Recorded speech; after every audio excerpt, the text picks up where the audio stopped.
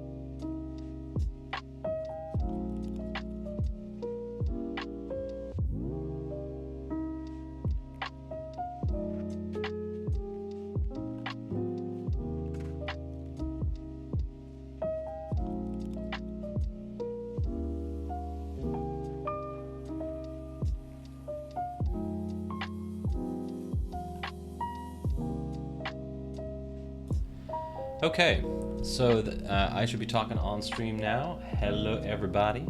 I haven't turned on the rest of the people in Discord yet, partially because not all of them are here yet. But welcome to 2013. We've got a couple people joining us from 2013 who it was either their first year or, in Connor's case, his second year. We've got Connor Hayes and Hannah joining us. Hannah Linus. Hey, what's up, Jeremy? Glad to see you there. We do still have a bit of delay. We're testing out the ultra-low latency feature on YouTube, which is still 7 seconds. So it's much better than it was. We'll see things in much more real time. But I think I will still be needing to stream live in the Discord. So if you are... for those of you that are watching along and those of you that have joined us, welcome. How's it going? Feel free to join us in the Discord at cmubuggy.org/chat. We've got a Discord server going. People like to chat in there. We've got a voice channel open to anybody that wants to use it, as well as that's what we're using for our commentators that'll be joining us today. And then, of course, we have our regulars, Brian Arsham and Mike Darcy. Mike Darcy, of course, also attended this year, so he's got some live reactions to join in. And let me turn on the Discord now. So now you guys can now be heard on the stream, and I think you're probably going to be pretty quiet comparatively to me at the moment. So I'm going to turn down Windows a bit. I've got a new audio system going for this week, so I can have a little more control over everything that's going on, ideally. And yeah. So if you're there, say hi. For those of you playing along with our drinking game at home, we've got the rules up in the live stream chat, and actually that should get shared again, if somebody wouldn't mind doing that. And before we get started completely, Connor needs to get back on so that I can tell him that we can hear everything going on when he's unmuted. Right now. Let's see if I have control to mute him. I do. Mute. Ben, I've got good news for you if you can hear me. I can. What's up? I can hear everything. It sounds like the delay is like 1 second, maybe 2. Oh, really? Oh, that's interesting. Yeah. From the video that I was playing with earlier, it looked like to be about 7 seconds, but maybe that was just it trying to root itself back to me. Well, I'm hearing a very, very small delay between YouTube and this. I would guess 1 second for me too. Cool. All right. Well, we can. We can give that a shot. I'll stop streaming to Discord for now. Hopefully that'll help. Yeah, we're gonna get started with this. We'll be joined in a minute by Connor. Once we get started, Brian and Mike, I'm gonna let it to you guys so I can work with Hannah and see if we can get her up and running to join us as well. All right, let me get my 2013 Raceday hoodie on. There you go. Not that we'll be seeing it today, but it's good to have it in spirit. Oh, I drink, don't I? That's up to you. I've got mine ready to go. You can Hear it a little bit there. Good ice cubes. I need to put in an order. I've been running out of some bottles. I need to restock. But yeah. All right. Anyway, our counter has gotten to 0, so I'm gonna hide that. Brian, did you want to run trivia mid races today or at the end? Yeah, I definitely do want to run it mid races with Kahoot. I've got another site that we can try maybe at the end because I don't think that one's gonna work well. The Kahoot one, I definitely want to try it with this because I've got a couple of different question types. I've What's up, also Matthew? got an idea for. Well, we'll see what happens with the photos that I have this time, but I'm hoping. I got to make one change while we're doing this, but I'm hoping that make it be a little bigger this time. But I don't know if you want to run it the way we did it with the test, where you go in and start it and run it, or if you want me to do it and then stream me. The way it works for me. Yeah, it'd probably be more effective if I was running it as opposed to like capturing a video chat with you. Also, I realized that I was messing around with the profiles and things, and I don't have it set up right now. It's on a different profile. The scene that I created, so I'll just have to recreate that while we're going. So if you could, as soon as you can shoot me the oh wait, it's the same link, right? Before, As long as you still have the password, but I gotta make Yeah. a change first. So don't give me a minute to fix. well, I'm just gonna log in and get it ready. But for now, let's get ready. Whoops, you don't need to see me. But let's get started with the first of 2013 races. Here we go. If you watch, Jess noticed she did make a late turn. What she did was a really, really slow, smooth turn. Yes, that's See how right. quickly And that I goes think, again, over. it's Spirit's All big right. thing is to get through that shoot. We're off with That's the really So they interesting. can get First their, team, yeah. their back hill pushers a chance to Yeah, do we it. only Up have here a is hill one 4. second delay on Brian and I, but That's Ben good. and you seem to be being And very as any large. more information becomes available from the shoot, we will let you know. But looked like a Turn down gentle 2013 a little spin bit if more. there can There we be go. one. Yeah, that's good that you guys have a list of delays. So that means your reactions will Oh, only be Connor- slightly delayed. Yeah, but Connor said he had a very large delay as well. Oh, did he? Oh, I missed that. Yeah. Yeah, Connor said his is like 10 seconds. Mine is probably 1. Connor, are you live on YouTube? It occasionally stops being live. Oh, yep, that's the problem. Ah, haha, nice. There we go. And I unmuted you so I can hear you now That too. Pika Buggy is really fast and it had a really good free McHugh had that issue last week. He was like an hour and a half behind. Yeah, right. About a 255. That's right. So it was always confusing to me on the video how they missed half of that entire heat. I do not see their buggy.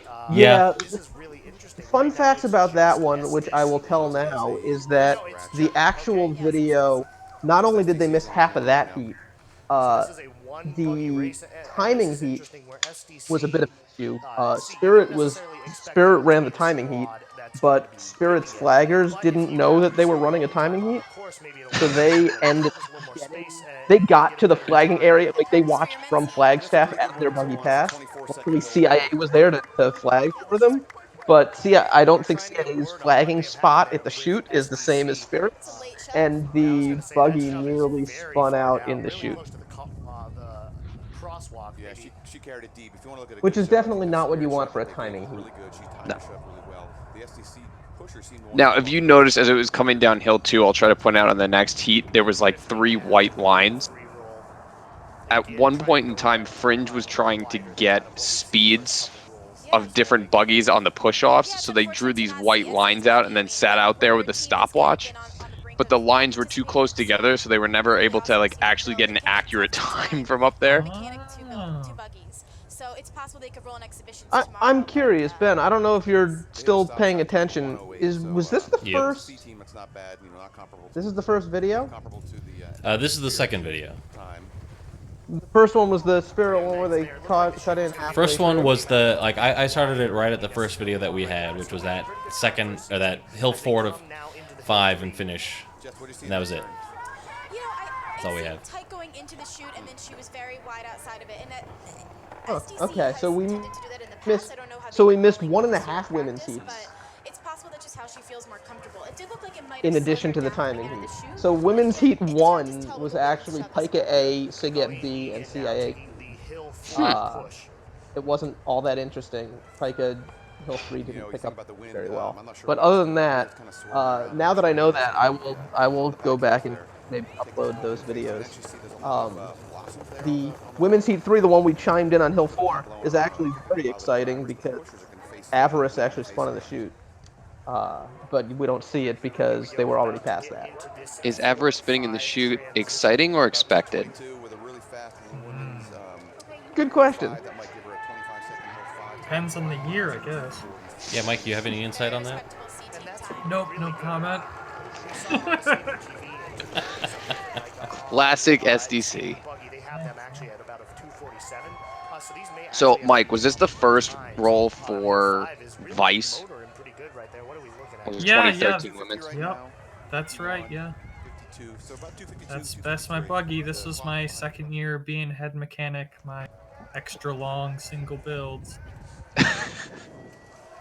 But you know, that's how it happens sometimes. Actually coming out pretty nicely right here. I mean, with the staggered start, I would expect to see Fringe up front up until a transition. Oh no, look at that SDCB. All right, so here, Yeah, an SDC. three buggies in one heat. Love to see it. A slight advantage right here. The transition is going to be key. I was mentioning this last week on the race, but it's always interesting to see how the different lanes stack up every. Emily Lee carrying ahead a little bit, getting some separation right there, going to make it a bit of a cleaner. Of course, there's the kind of in the intrinsic chute, and geometry really, it's a factor pretty that you close got race with all around.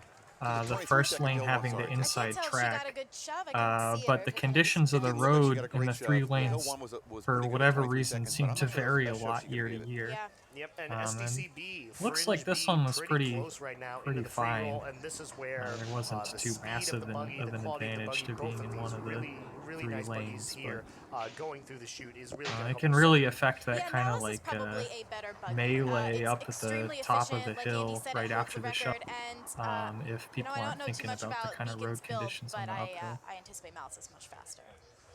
Boy, SDC ran 3 pretty heats in a standard row time this through year. the stop sign that we've seen with all the other Oh yeah, top that was competitors also today, very around fun in 6 or heat so, going selection. through the chute flag, and let's see that turn. You're always thinking Little about bit those wobbly. kinds of Little bit wobbly, but things. it's still holding a pretty nice How much tight line, time do you keeping a want lot to of that prepare for momentum. your A And team? Frisbee How many right behind mechanics the do you chute, have also to a nice prepare the turn. different Not a lot of buggies? separation here going into Is hill there going to three. be overlap? You know, No, and Fringe had a really if you nice got turn to the one chute, but it person looks whose like she job it turned is way too to late tighten coming out the of the chute. whatever She'll lose some right speed wheel time. nut, and that's Yep, their here's where they life. separate about, You know, 3 or are they 4 going to need seconds. to be in the right place at Fringe the right is time if behind you have 3 SDCB, heats in a but row? here Is that going to on work the hill out? 3, they're gaining some, You know, it some room does. right here. And now it's all about pushers. Was this the year that during heat selection, Evan Moss stood up at the beginning and said, "I don't want to be here all night. This is supposed to be a race. Let's not worry too much about heat selection and go home."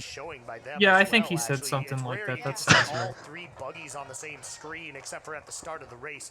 SDC That jives more with 2014's results than 2013's, but it's certainly possible he said it this year. Won't go away, and they're going to post a really nice team. Yeah, I think time, rather, for their B team. 2013 was SDC now Evan transition Moss's into the Hill last 5. year. Fringe, they go into the Hill 5 right Might have been now. And these are going to 2012. be both very nice times from both of these teams.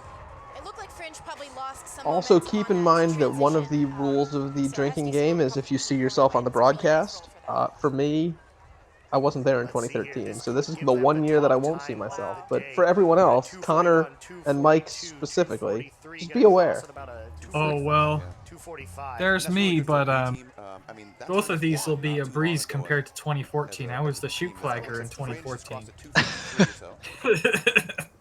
Let's wait for CIAC and lost in all this. Great battle right there. What year did you start, SDCB, Mike? Frisbee.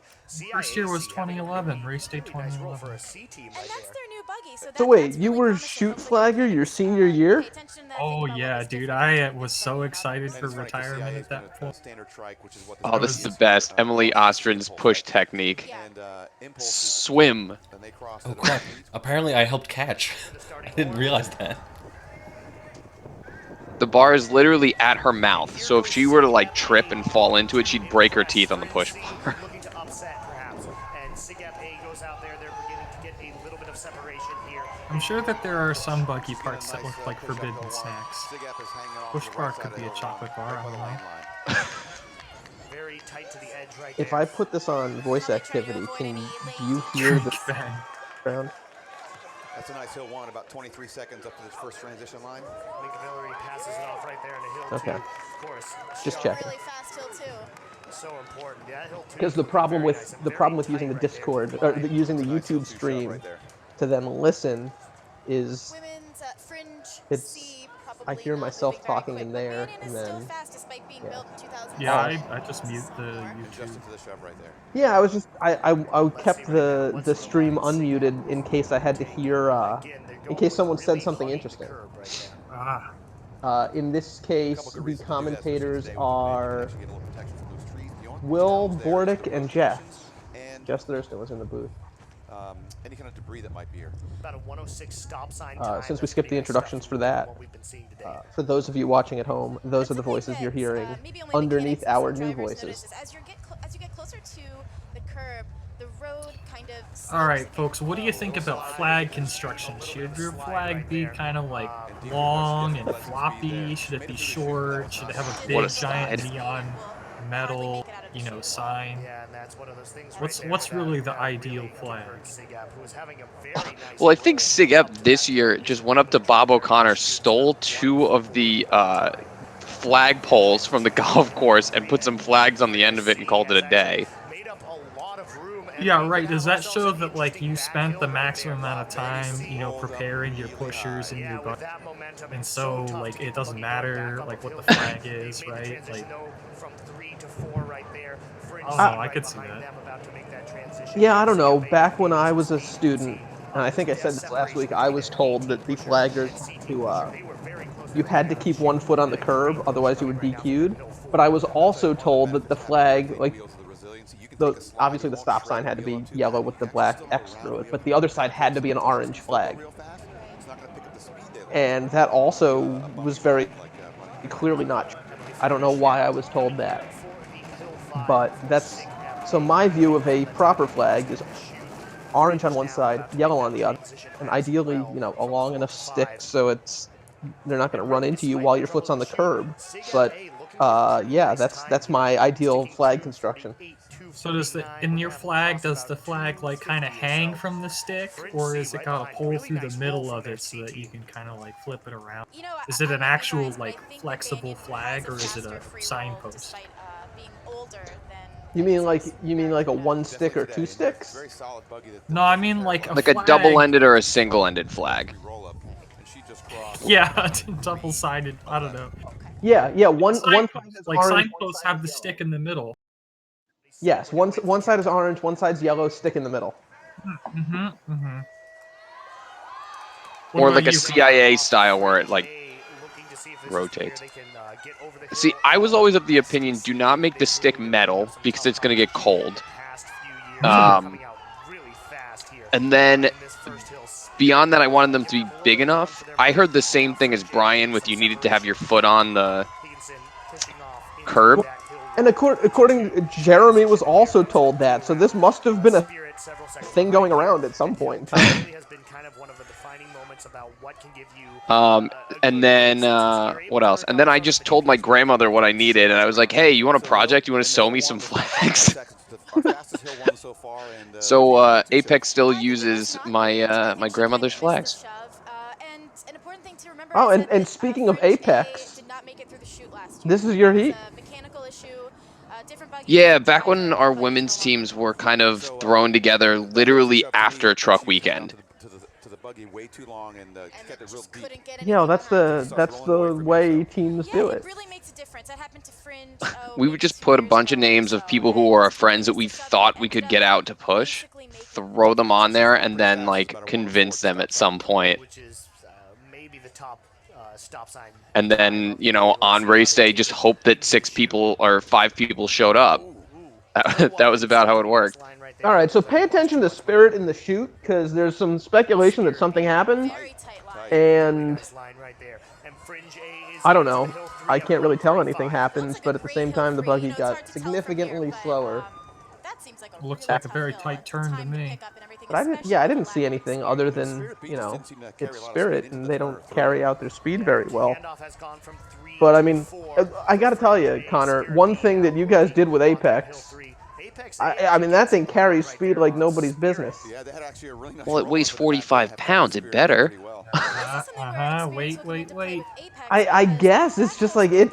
I don't know. I've now watched so many races where like Phoenix comes up and like catches someone on the roll up to hill 3. We also had, like, we were blessed with solid drivers, so while we weren't the fastest going down the hill, we weren't losing a ton of speed in the turns, where a lot of the times we end up in heats with people that have braking problems. They have an absolutely piss-awful shoot line, and so it makes us look better than we actually are. But if you clock the total free roll time, we were slower than the people in front of us. They were just slow from shoot to 3. Coming up and really posting a pretty nice Huh. time for a B team here. Let's see I what they mean, end up going. your women's team here is keeping up with Spirit B pretty well. I don't know what happened in there. Yeah, I mean, we had good back hills this year. The front hills weren't as strong, but It is funny because normally I would say that the women's teams for Apex have been, outside of the couple years that the soccer teams came out and we kept giving them absolutely awful free rolls, they just haven't been competitive for the most part, which is unfortunate, but it just has been the case. Yeah, I think you bring up a point that's really interesting that doesn't get talked about enough in the broadcast, which is how, Buggy and recruitment and Buggy interfaces with the other organizations at CMU. I think canonically, the women's soccer team, obviously like a very competitive athletic team for CMU, blast to watch. But many of the fastest pushers are from the soccer team, of course the track team, and then people always talk about the football team. But this year in particular, a lot of our women's pushers were actually from the Ultimate Frisbee team. In which, in 13? And all three teams are down into the free Yeah, roll. our women's B Hill 5, Rachel Sewell, she was on the Frisbee team, and we were getting a lot of people out of push practice from Money Melons, I think it was. Yeah. And it's funny because it changes every couple of years. For a while, Apex had a really good relationship with people on soccer, so the men's and women's teams were fueled heavily from the soccer teams. Then there was a couple of years where we had a good relationship with the Ultimate team and had a bunch of Ultimate guys coming out to push. And, those relationships tend to go with, like, who's on the team, and then as those people leave and the pushers who are less dedicated, they go to the next team where they're friends or chairman or head mechanics or... It means that the drivers are working together. They're really talking about what their line should look like. Still plenty of momentum, and they've hit into the hill 3 right here at about All right. 135 now. A couple strides fast. By the way, apologies. My YouTube stream is terrible because I'm using a different computer for it. All three teams, And it is again, frozen really nice showing at the here moment. in So I don't know this what's heat. happening. I got Malice waiting to turn into the chute. Malice? Is that Malice or Bane? I can't tell from here. Bane. Bane. The easiest way to tell is the windshield on Bane is not as tall as it is on Malice. That was Mike, what was his... Mike Mackin's trick. He was colorblind. He couldn't tell them apart, except for the fact that Bane had a smaller windshield. I was gonna say the easiest way to tell is one of them is purple and one of them is black. But Well, he was honestly- colorblind, so they both looked black. Okay, honestly, if anyone ever asks you to tell the difference, then it's one of those like trick questions like the dress. You should use the windshield. That's what I do. I mean, I built Bane, and that's what I do. Really nice one. you built Bane? I built part. That was my first year. Bane came out and was mostly built as when I was a freshman. In particular, I worked on the windshield, so that sticks out to me. So let me just say, I don't think Bane is as good as Malice or Inferno. What makes you say that? Yeah. Because it's not as Probably fast. right behind Fringe What do you? and Okay, so you're Four, saying who are you both compare different years. Yeah, yeah. I looked at one year where Bane was really slow, and other years where Malice and Inferno were really fast, and have since concluded that Bane is not as good. So nice roll out of all three. Mm-hmm. Bane is a 3-time race day winner that's rolled multiple 51s. I think it's more an issue of prep. I think this is my personal opinion on it, and Mike is going to say I cannot confirm nor deny. Every STC buggy can roll the same speed, It's just a matter of how they prep it and who the driver is and who's the hill 2 pusher. Sounds like a whole bunch of technicalities to me. But it has nothing to do with the buggy itself. It has more to do with how, like, the effort they put into getting the speed out of it. And if they put the same level of effort into each buggy, each one would roll the same pace. That's what I'm trying to say. So technically, without having gone through and corrected any of the mistakes, I believe Bane is the second winningest buggy of all time. But still, I don't think it's that good. You can see them here starting to separate a bit. Obviously, the quality of the buggy here is what matters. 56 seconds stop sign time. I like Bane. Wait, what heat is this? Is this the first men's heat? Mm-hmm. Then again, how fast was that women's roll? And that was I was gonna say, how is Pika B? How is a B team and 2 C teams after SDCA? Missed that change. Ooh, wow. Very wide line. Boy, that's a brutal shoot turn for Pika. Oh, that's even worse for Spirit. Man, that was just a. That was bad. Check out that pass. CIA. It was sad for me. It was sad for me to see how slow Chimera was by the time I got to campus, because I think the first video I ever saw was Pika rolling the 204 with that buggy. Yeah. And I don't know why, just design-wise, I always liked Chimera. I thought it was a really good-looking buggy. So by the time I saw it rolling in person and it was slow, I was just so let down. Oh, I just want to point out now, because we're in the men's heats. So this is day 1. This is Friday. We are currently watching Friday, day 1. So keep in mind, everything you're seeing here doesn't count.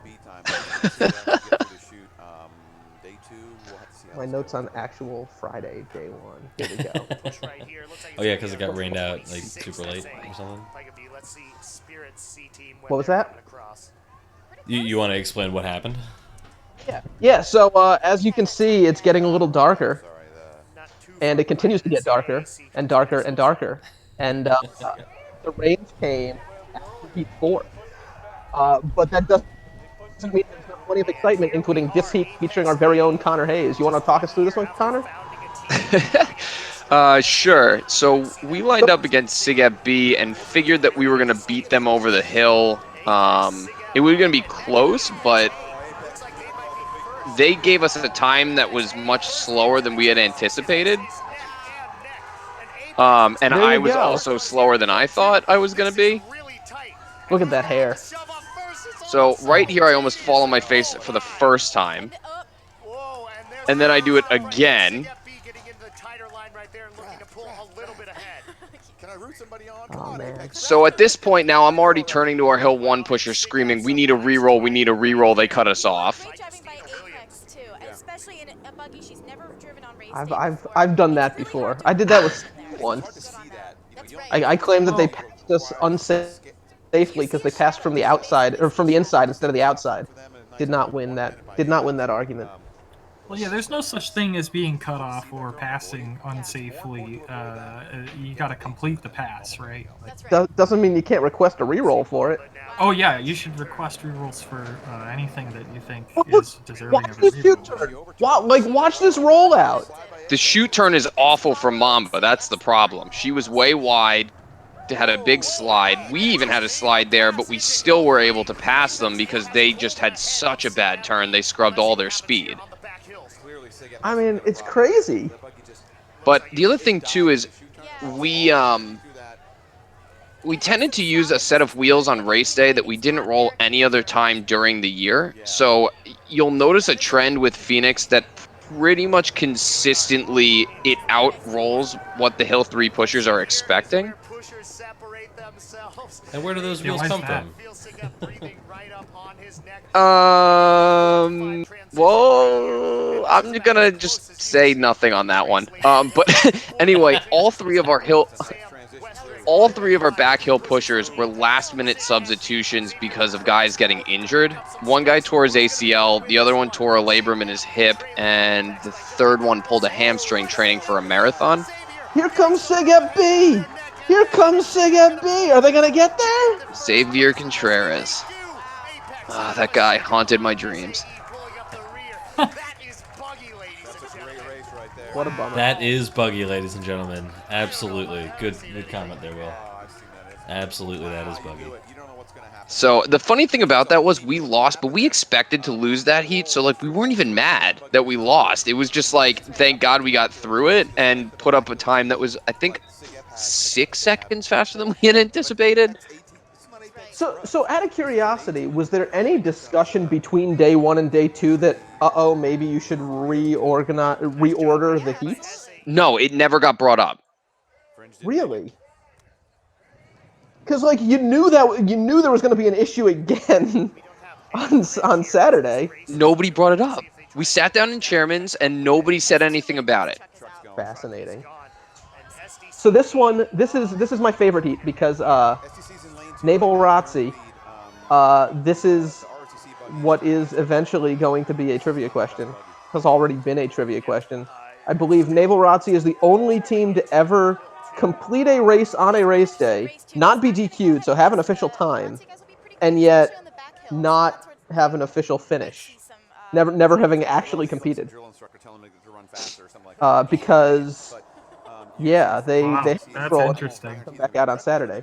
But Fringe B missed this race entirely, so Fringe B gets bailed out by races getting wiped out.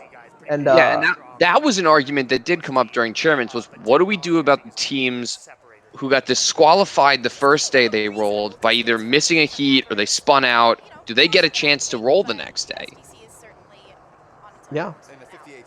The answer is yes. I mean, yeah, you have to repeat prelims. Bailing out Avarice here. Now, as much as I shit on Avarice, it is still my favorite SEC buggy because it's Lamborghini orange. It's not great. Not great there. I think Laura will have your neck for that one. Nice driving by the Naval Razzi driver, avoiding that. Now, Ben, she was a CIA person, right? But CIA was filled with drivers, so they kind of loaned her to Razzi, or was that the next year? Oh, the Razzi driver? You know what? Yeah. I couldn't say for sure. I can't remember that year since that was after my time. Gotcha. There was one year where they had to see, because they came out, I think, for a few rolls in the fall, and then just fell apart after that. Yeah, check that out. Looks like snow to me. It does look like snow, but it is not. It was snowing today in Pittsburgh, for anybody wondering. It was cold enough, and there were flurries around. So, you know, proper April temperatures and pre-race day conditions going on around here. But no, what you see on screen right now are pedals. Whoa! Little swerve there. Yes. Right here. That's where the steering snapped. Something in the steering broke. That's what that was. Okay. Oh, and of course, that's why they're slowing down to a dead crawl. Yeah. So this guy pushed through it, and the friction of the wheel on the side of the buggy rubbed a hole in the carbon fiber down to the Nomex. I'm going to go back to this real quick because I saw something here. Because I always forget that we can do our own replays. Look at that wheel. I don't know if you can see my cursor. Yeah. That is not as straight as it used to be earlier that roll. Yeah, I have a note here about something went wrong in Patriot, and yeah, but I mean, you can tell the thing's barely got wheels. The guy's basically just pushing it because he's super strong. So, hang on a second, Hannah, is that you? Are you working? Are you good to go? Oh, if that was you, that was extraordinarily quiet. Did Spirit false start this heat? Wait, go back. Since we were recently remembered we can do this. All right, here we go. In hand.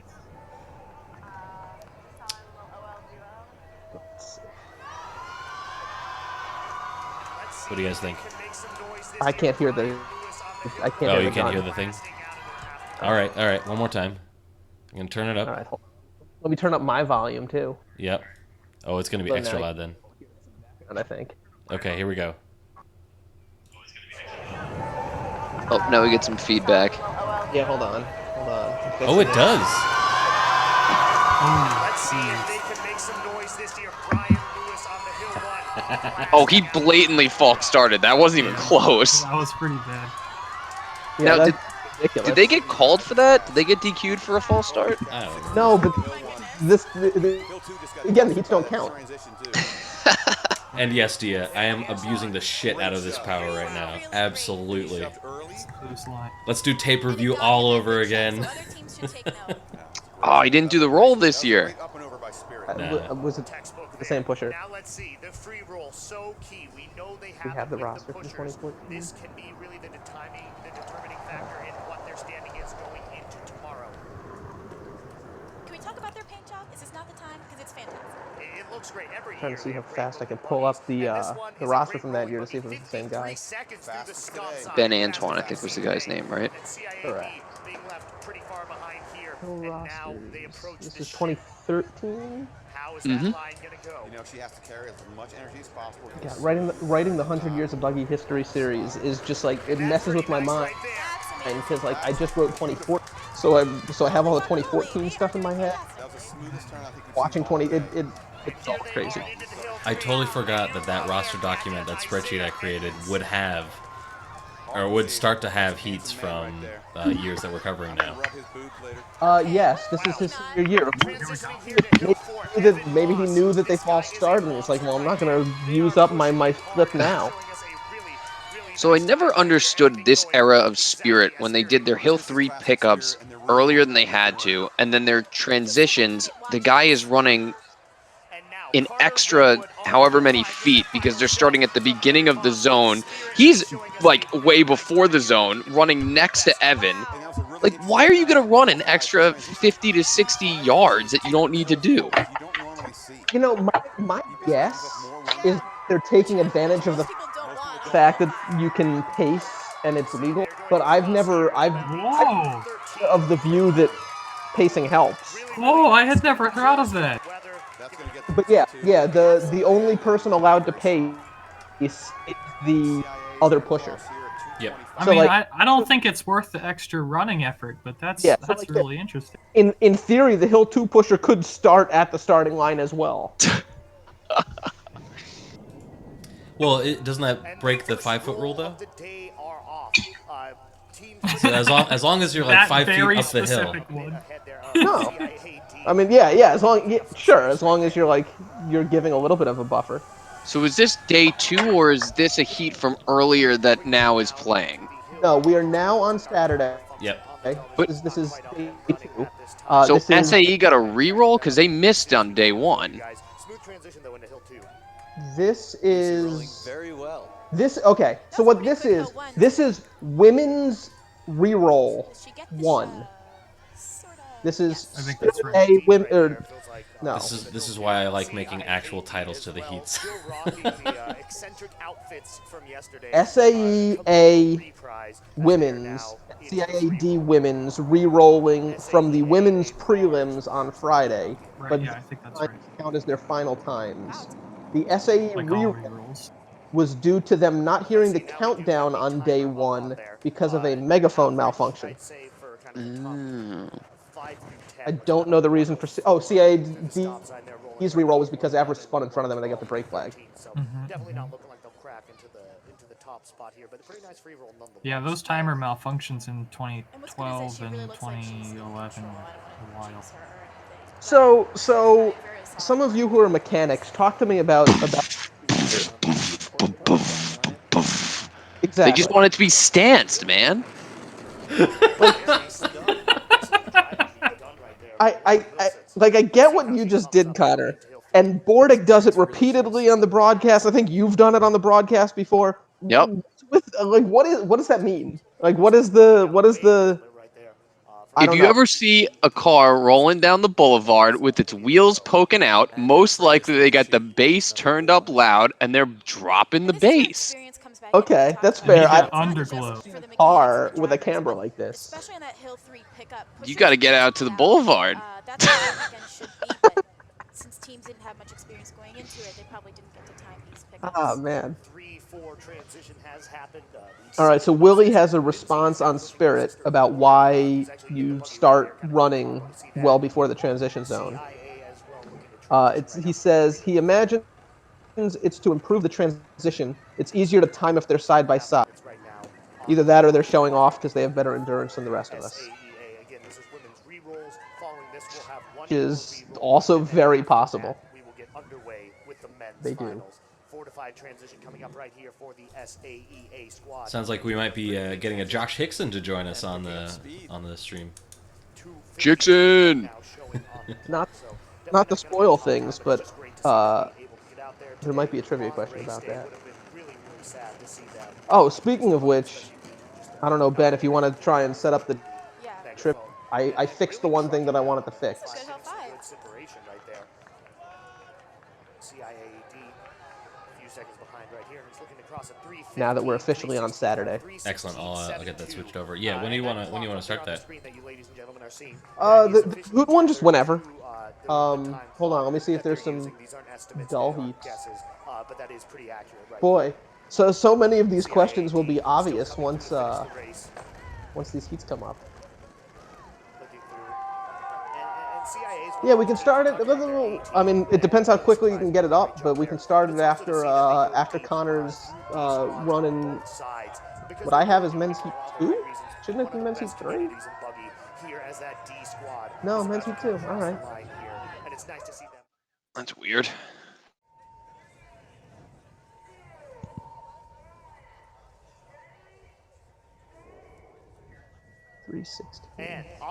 Okay, so this is women's reroll 2. It's interesting when you're calling a race with a buggy on itself. It's harder to necessarily judge the speed. Which again, 2013 is really confusing because there was. How does that change it as a pusher? There was in terms of your focus, is it a little easier? I don't know, because of the rainout. So day 2 went women's rerolls from day 1, followed by men's day 1 rolls, followed by women's day 2 rolls.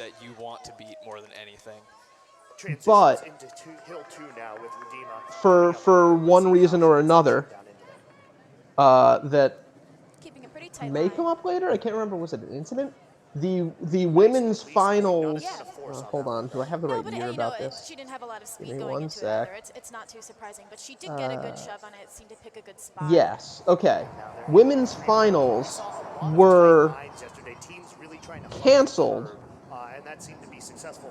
So men's prelims were going on, and like at the end of men's prelims, they decided there wasn't enough time to get the women's finals in. So they canceled women's finals for all of about 5 minutes, and then changed their minds. Maybe it's because I think Bordick was complaining on the broadcast, but they may have been changing their minds anyway. But they changed their minds, reinstated the finals. But I believe CIA had heard that finals were canceled and sent their pushers home. Oh god, I forgot about this disaster. Yeah, and then had to get them back. So I don't, for what it's worth, I don't think we actually have video of the CIA race. Because I don't know, it came at the end. It was after the final women's heat. They basically did like a re-roll. It was like women's finals heat. I guess it was technically women's finals heat 5. This was the first year there were 18 in the women's finals. I mean, I just remember people on both sides screaming. Fringe was screaming because they had their A team DQ'd, so they wanted it to go on. I remember Julian and Mike screaming. I don't remember which side you guys were on. And then CIA was screaming because they didn't want to race because their pushers, somebody had brought a box of donuts from the alumni tent, so apparently all of their women's pushers ate donuts. So they were like, no, absolutely not, we don't want to roll. So you had 3 teams yelling at Josh saying, no, we don't want it. 3 teams yelling at Josh saying, yes, absolutely, we want to roll. And I remember Josh at one point standing there like, dude, I don't even know what the fuck to do at this point. Went to the top of the hill, grabbed the microphone, and was just like, yeah, rolls are happening. I don't care. Let's do this. Yeah, we should get his telling of the story. I'd be really interested in that. I'm looking forward to getting him on. Yeah, whenever he pings me, whenever he's on, we'll get him to tell his side. If you do get a chance to watch the full day, watching Josh run up to the broadcast booth, like grab the mic from Bordick, say, "Nope, finals are back on. We're going for like 8 minutes gun to gun," and then he just runs back down the hill. It's great. Where did you get that video from? Of the full day? Versus. I have it. I have. And men's finals are I underway. have CIAC most of the coming full at you. day. I Nice don't have there, all that of the initial full day, push, now things evening out. but I'll Spirit see if there's a Pike way I B can really battling for the top do position. something with that. This could be a pretty All interesting. right, I changed my mic a bit. Am I louder now? Yes, I can actually. Oh, great. Yeah, that's much better. Also, pacing? Wait a second. I'm going to abuse my power more. We're jumping back. Alright, watch the far sidewalk. I don't know who it's for. I know it's not our men's or our women's A from 2010, where we got DQ'd for finals are underway. dumb reasons. Yeah, there it is. That initial push, now things evening out, and Spirit C, Pike B really Who is that battling for kid? top position. Ooh. Multiple people. Yeah. There's a person in white behind, but yeah, that's a. Oh man. That's a full. Yeah, very close. Neck and neck, but again, Chimera. That is full on pacing. So the interesting thing is, I don't know if this was the case in this heat, but in either our Saturday or our Friday heat, there was somebody running alongside the buggies in a red shirt that was not from Apex, and they tried to call us on a pacing DQ. But it was just some random guy that had no association with anyone. He just wanted to see if he could beat them up the hill. This is absolutely one of those things that, like, SDC chairman lose sleep over. You know, like, if someone from another team puts on a shirt and then just starts running and be like, yeah, woo, you know. Yeah. Having been on the unfortunate side of a pacing DQ before, the key to not getting DQ'd for pacing is don't wear the shirt of your organization. When you got I letters and you're holding a camera and trying to record camo, it's like you're gonna be caught. Yeah, that's why it's rife for the false flag operation. And this is going to be all about the back hills right here. Oh god, that rollout from Pike was just horrendous. This is very close. 3 and 4 Pike up. But hey, it lets them avoid. Before I say that, I should check. Yeah, it lets them avoid an interference DQ because at least his hand was on his buggy. A little bit of distance between the two. Yeah, they really caught up to each other in the shoot there. Wait. Yeah, but Hill 4 separating a fair bit between the two. There was teams, a. looking like this might end up being a foot race. What is this? There was a fire safety violation for SIGEP C and D. Oh god, that bullshit. Yeah, so For that at all. they had either a heater in their truck or chemicals in their truck or something, and then they brought it up in Chairman's, and then they were like, yeah, you only have to disqualify 2 of your teams, and SIGEP, you get to choose which ones are disqualified. Yeah, you know, because Jeremy's in the chat here. I got it. It was a can of gasoline for their leaf blower that was immediately outside of their cab. Oh my god, I forgot. It was that bad. That's what it was. And it was one of those things that I was like, oh, geez, like, and yeah. I'm not going to comment on, you know, fire safety rules enforcement, but it's obviously a big... All right, big man. So I think we got a Josh. Josh, can you say hi? Hello, everybody. Hey, what's up, Josh? How's it going? Hold on. Before we get into too much, this is the most important thing to ever happen in Raceday until 2019. So just pacing again. Just pay attention to Apex. That's the important thing. They're rolling. They're going up the hill. Pay attention to the buggy. Just the pusher. Just like keep your eyes on the pusher.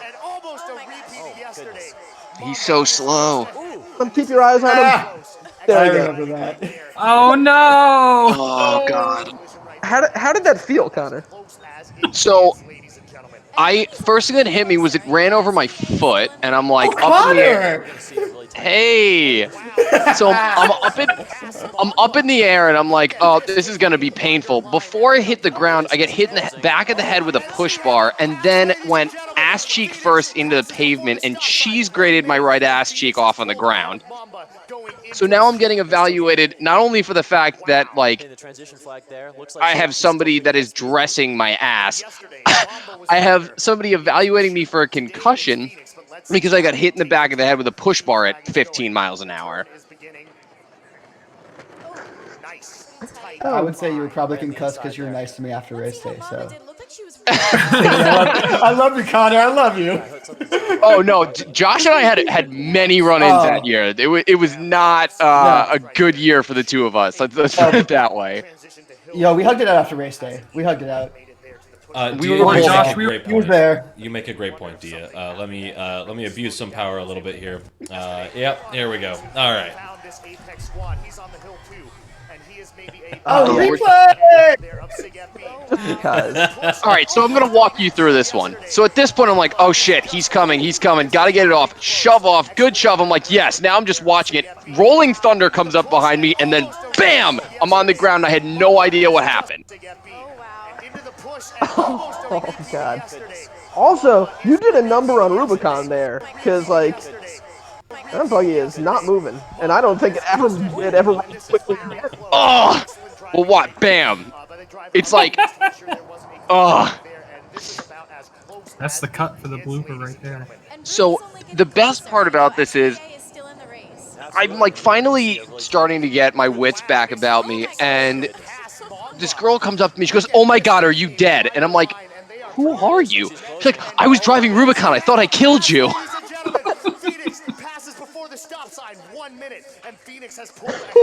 Well, she definitely wasn't worried about the buggy. That thing could survive a lot more than you. Yeah. That was the only buggy on the course that weighed more than Phoenix at that point. Who's a beast?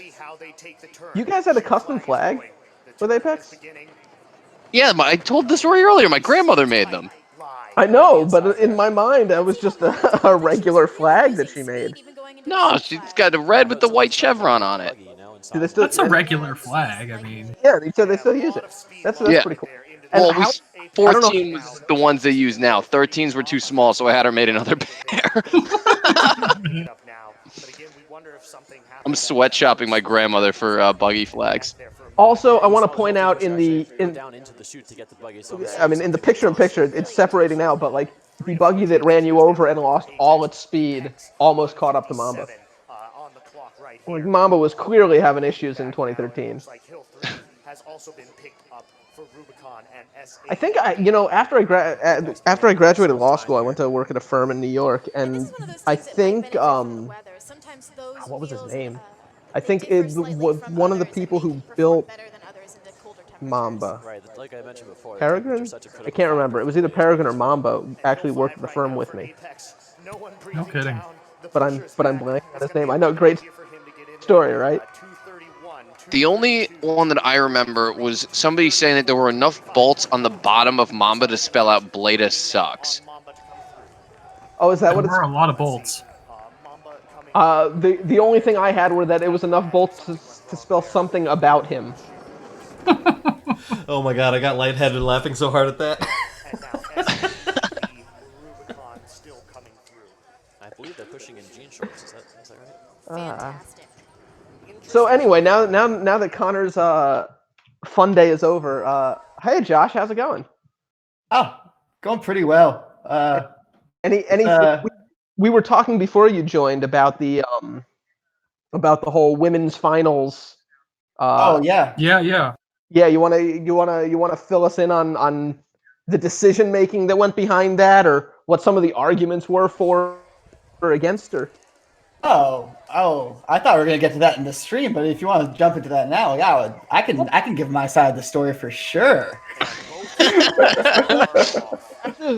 Why don't we do that? So, Ben, after we finish the last men's heat, why don't we hit pause on the video and then we'll have Josh explain, and then we'll watch the finals, just so we can decide whether there should be a women's finals this year also. Sounds good. Just remember to remind me. You want to start the trivia now? Do you have a template? Yeah, it's ready to go. Adam, this is Saturday. This is men's 3. Yeah, men's only had one day in 2013. So, well, this is actually the second roll of the second roll of these. Oh my goodness, is that Okay, is that collision? so Ben has kindly put up Kahoot. Hard to If see from this angle, but we'll would find like out to later help when we us ask for test reruns, out right? this trivia system for our virtual Race Day 2020 coming up next week. Yeah, Fringe opened up. If you take As I say, any of Fringe your opening up, they have devices, those, it pretty works on fast both buggies. mobile and And this is on the buggy in the back web. again to be careful If you of go to collisions. Kahoot, It'll be that's on average to avoid Kahoot collision shoot, but everything dot else is it, right here. Bit and of a just go wide to turn that, right and there, then it'll ask you also for a Avarice pin, having a little difficulty right there. and you can put in the Things, pin, so close. which is Couple seconds separating the two 342 spots, and it's going to come down to the back hills and who's able to 7148, push harder, go a little bit and then faster you right can there. put in Beacon, the whatever first your one. nickname is. Avarice You slightly can choose behind whatever it. you want.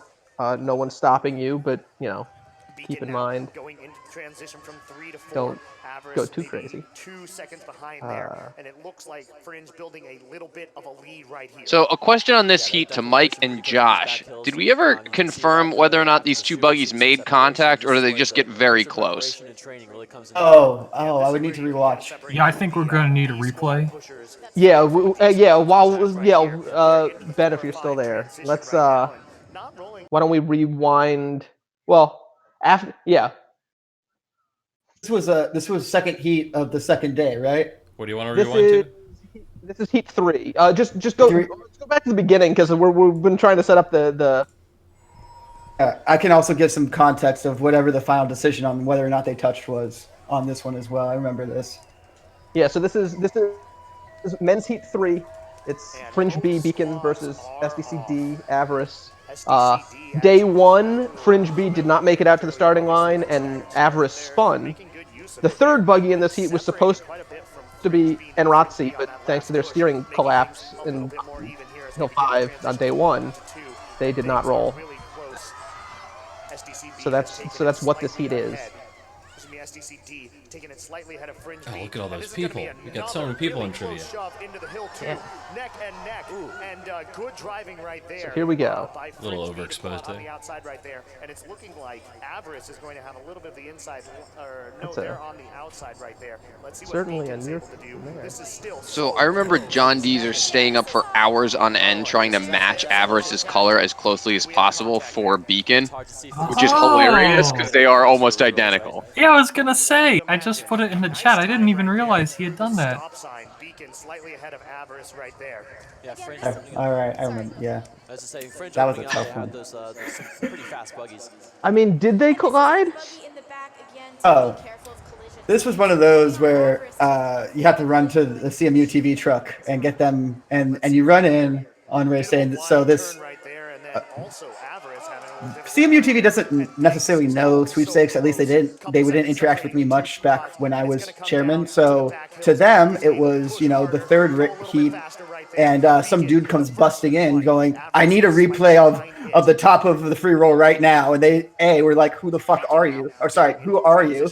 Why are you in our truck?" And I'm like, "Can you please read the back of my jacket and give me the replay?" And then they let me know. They let me know that they did not capture recording of the angle on that part of the free roll because there was another camera around that area that would have given that view whether or not they touched, and they did not have the film on that. So we had to go with basically what you all saw. So I don't remember what the decision was, but that's the context behind it. So the official decision was that there was no contact. That was probably.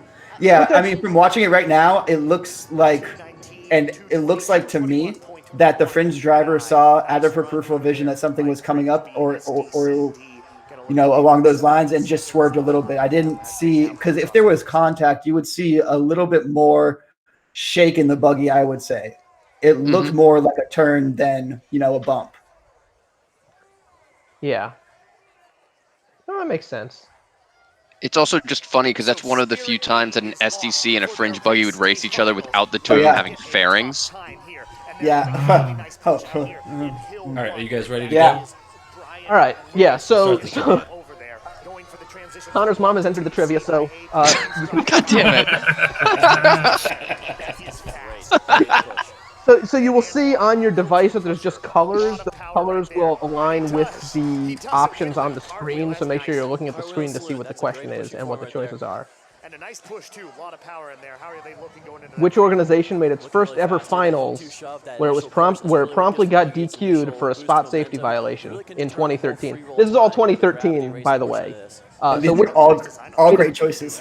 In 2013, where it promptly got DQ'd for a spot safety violation. Was it AEPI in red, Apex in blue, SAE in yellow, or Signu in green? That's looking really nice. Some of the top stuff that we've seen all weekend. So we've got 59 seconds right there for CIAB. I've set the questions up for 60 seconds, but I think after everyone answers, you can. Wow, that is a pretty shoot turn right there. And here they come. It may automatically go ahead. I will warn people watching on the stream, if for some reason your stream has started buffering, you might not be live. So you may want to skip to live to make sure that you're seeing the questions when they first come up. Well, half the people got that one right. I had to throw in an API question because it's me. I figured that was a good way to kick things off. And finally, what was the spot safety violation? I don't know. They got disqualified. What was Hold it? on, we're watching Evan Moss. And we're not talking about it. Hold on. Evan Moss, the legend. Okay, wait, what was the spot safety again? Sorry, I had to. Evan has a beautiful son right now. His Instagram has been giving me life. So, correct me if I'm wrong, but Jake Reed was your safety chair. Yeah. So I would have. So I probably did the spot safety. You probably did. It was either. I had issue with mouth guards that year. Was this the one where they unharnessed the driver before you guys came down? That's almost certainly what it was, because AEPI had never been to finals before, and in my 4 years there, we had never been spot safetied. You know what? That sounds exactly like what it was, because they were all very confused. But then I think they did it again like another year.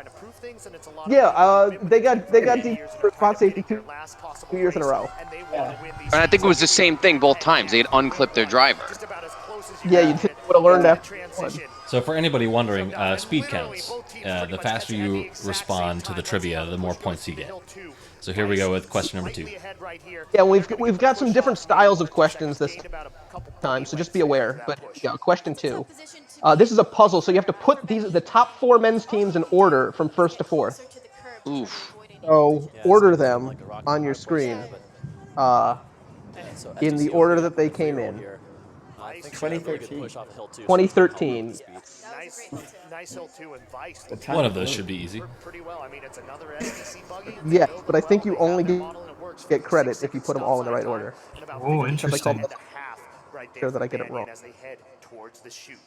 Right, I mean, we did mention these are CT. So it's really interesting to see over the years the difference between SDC and Fringe and how they treat their new buggies. Like SDC's new buggies tend to not be A team, I feel like, when they come out. Whereas Fringe always has one of their new buggies for A team. Can you guys give any feedback as to why that's the case? And let's see right here. Again, it's going to come down to the back hill. Jared, Darcy go first. Not too much of a difference in talent. SDC pulling ahead. Oh, they're different buggies? Two buggy lengths difference between Fringe C and SDC.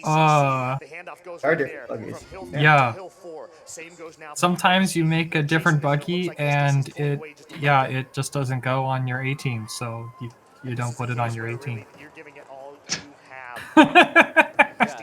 And yeah, that is definitely true. So the way we viewed it, when we built a buggy, we kind of had an idea of what type of buggy we were building. We didn't think every year we were going to build the fastest buggy that we could build. Some years it's like we need to build a buggy to last a while so that we can give ourselves some time to, experiment and play around in future years.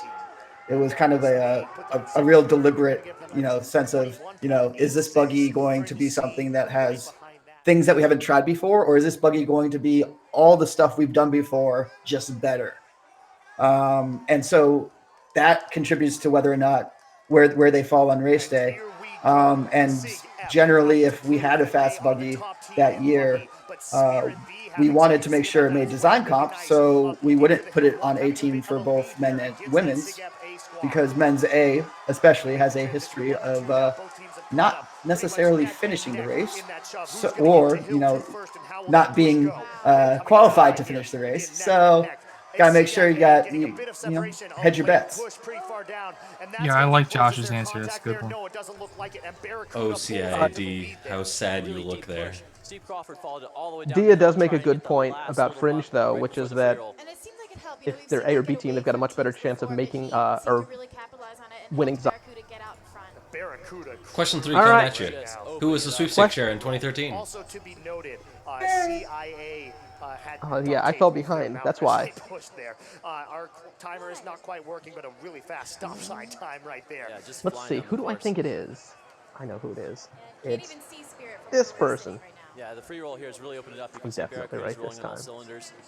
Did we do men's re-rolls this year or no? Because of the time. We did. We did do a men's reroll.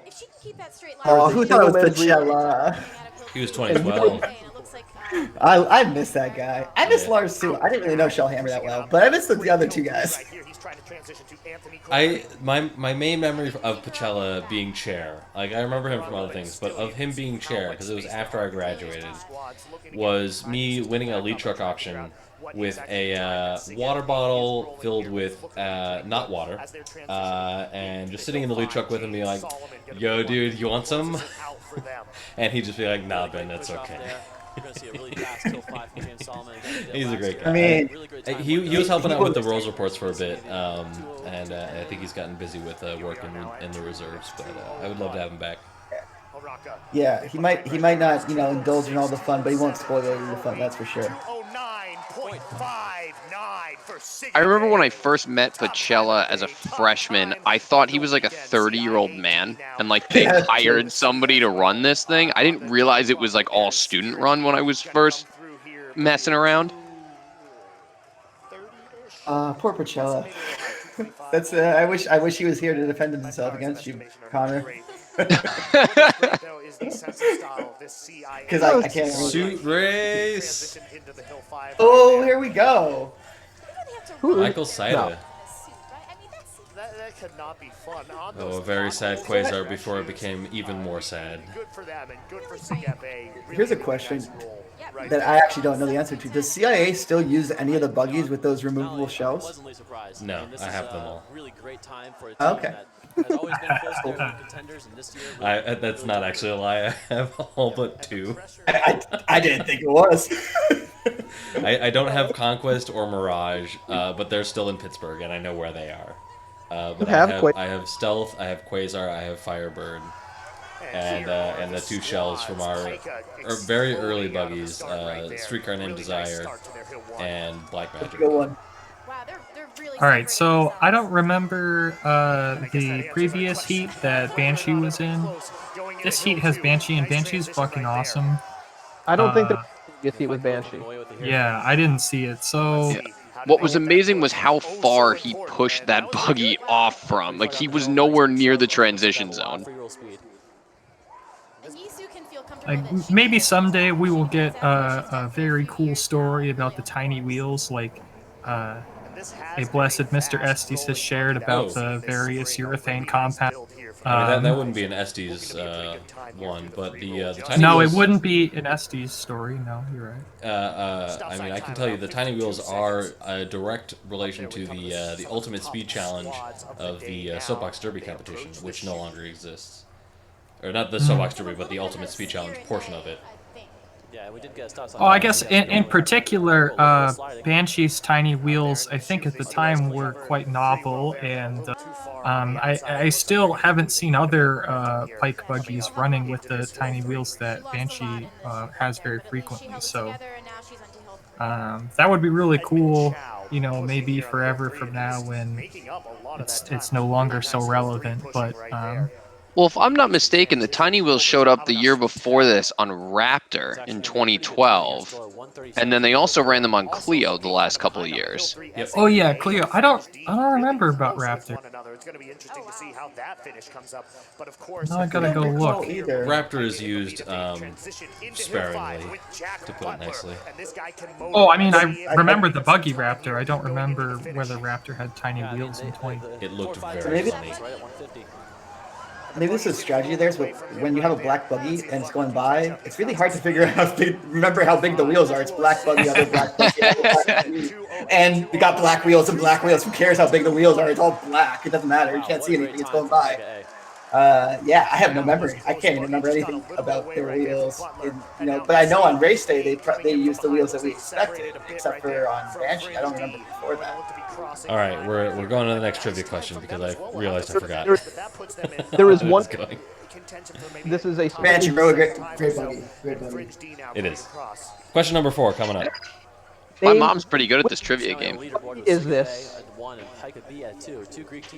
it slowly reveals it. Oh, that's great. I mean,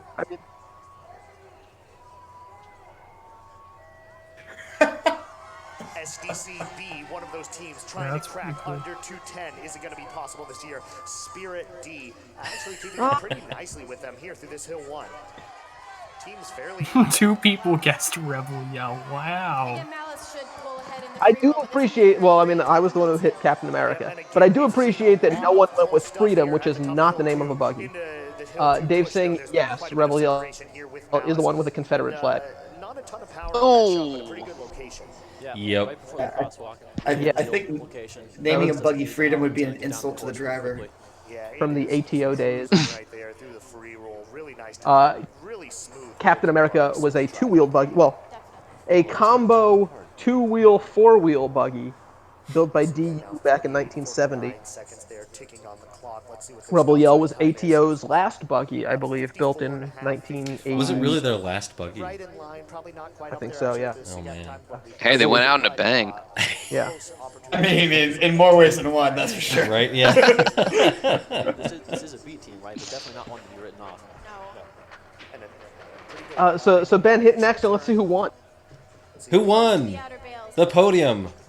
In third place, 3,810 points, Dave, with 4192, Jeremy, and number 1 is with 4254, Connor, coming out in first, with runners-up being Connor's mom and Andrea. Actually, Hill 3-4 transition right there at 136. That's actually right Close. That was amazingly close. Within 60 points, 62, I guess. So yeah, if people who were participating in this have thoughts on the types of questions that worked here, that didn't work, if you liked it on the side, if you didn't like it or liked it with the video, this is all, we're testing for our virtual race day next week.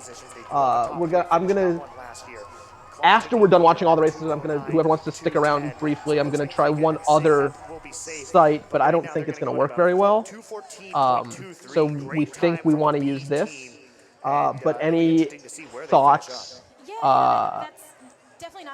Any thoughts that you have on it? What worked? What didn't?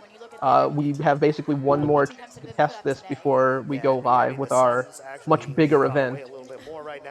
And for those of you who don't know that it's happening, next Saturday, that would be April 18th at noon Eastern, is Virtual Race Day 2020, presented by Sweepstakes and the Buggy Alumni Association. We're going to be doing some highlights of a bunch of races from the last 20 plus years that have been awesome. So if you've got races that you'd like to see, there is now a link in the YouTube feed to fill out and add a heat that you'd like us to include. We're gonna do our own little heat selection thing tomorrow for this. So ideally you can get them in before that, but if not, we'll add things later.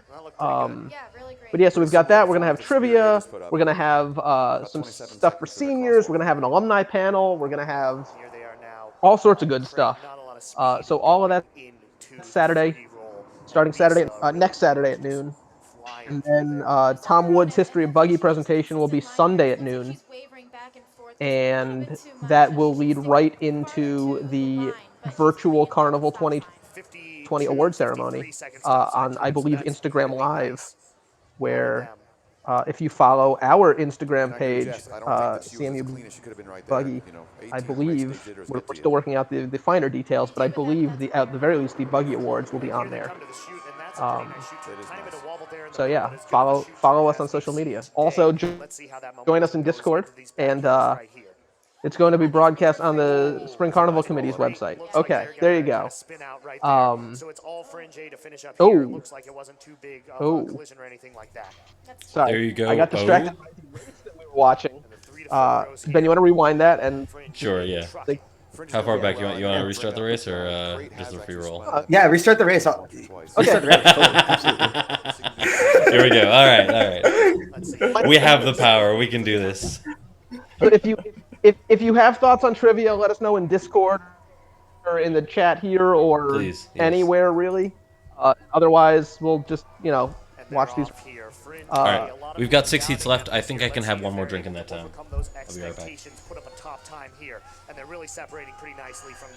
My favorite early Apex tradition was after our heat, which we would always set early in the morning, we would close the truck, lock it up, somebody would fall asleep in the cab, and then everybody else would go watch from the chute.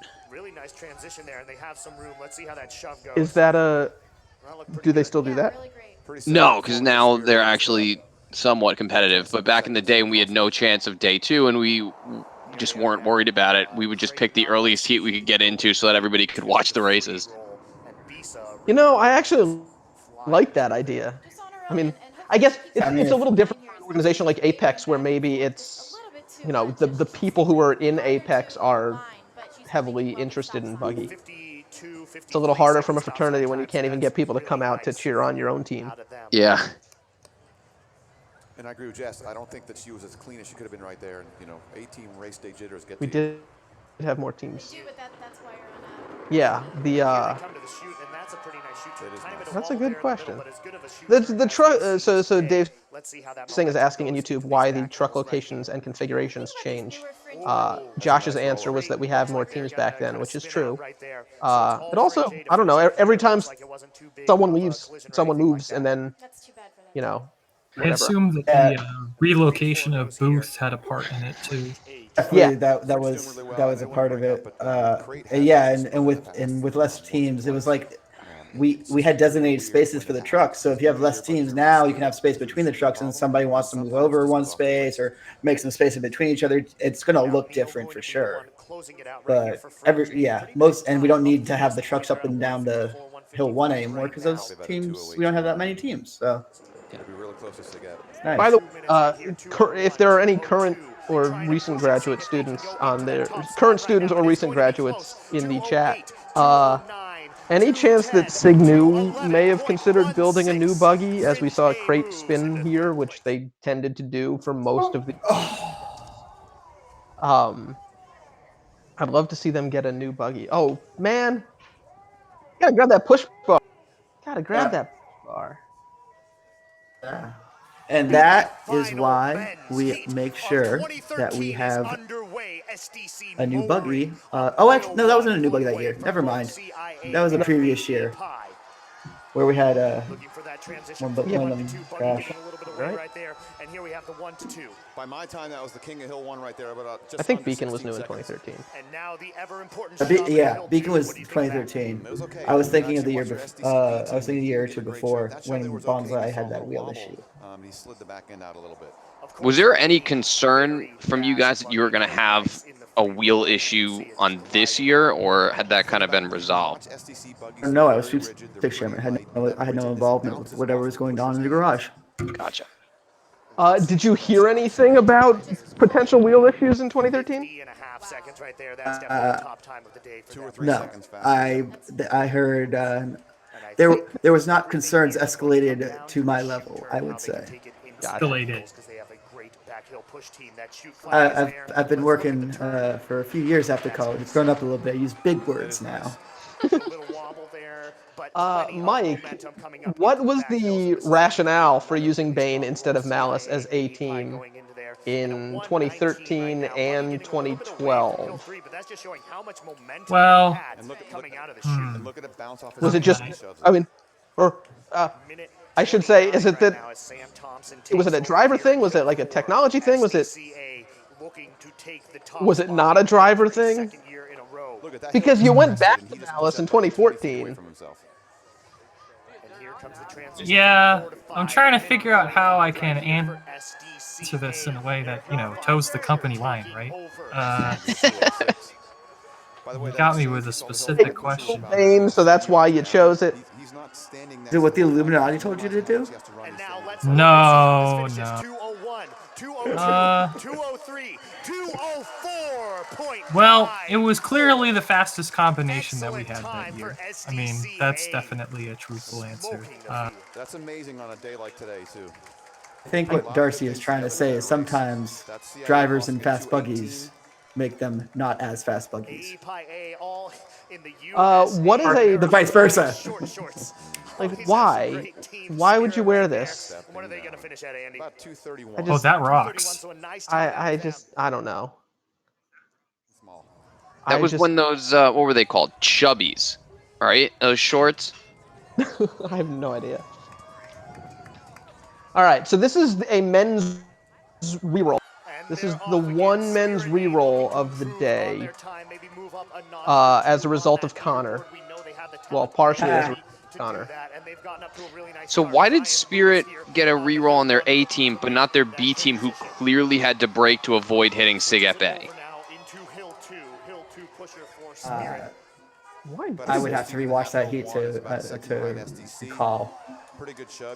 If I agree, because what I do recall was that there were 27 or so heats in this day, so my recollection of all of them is a little rough.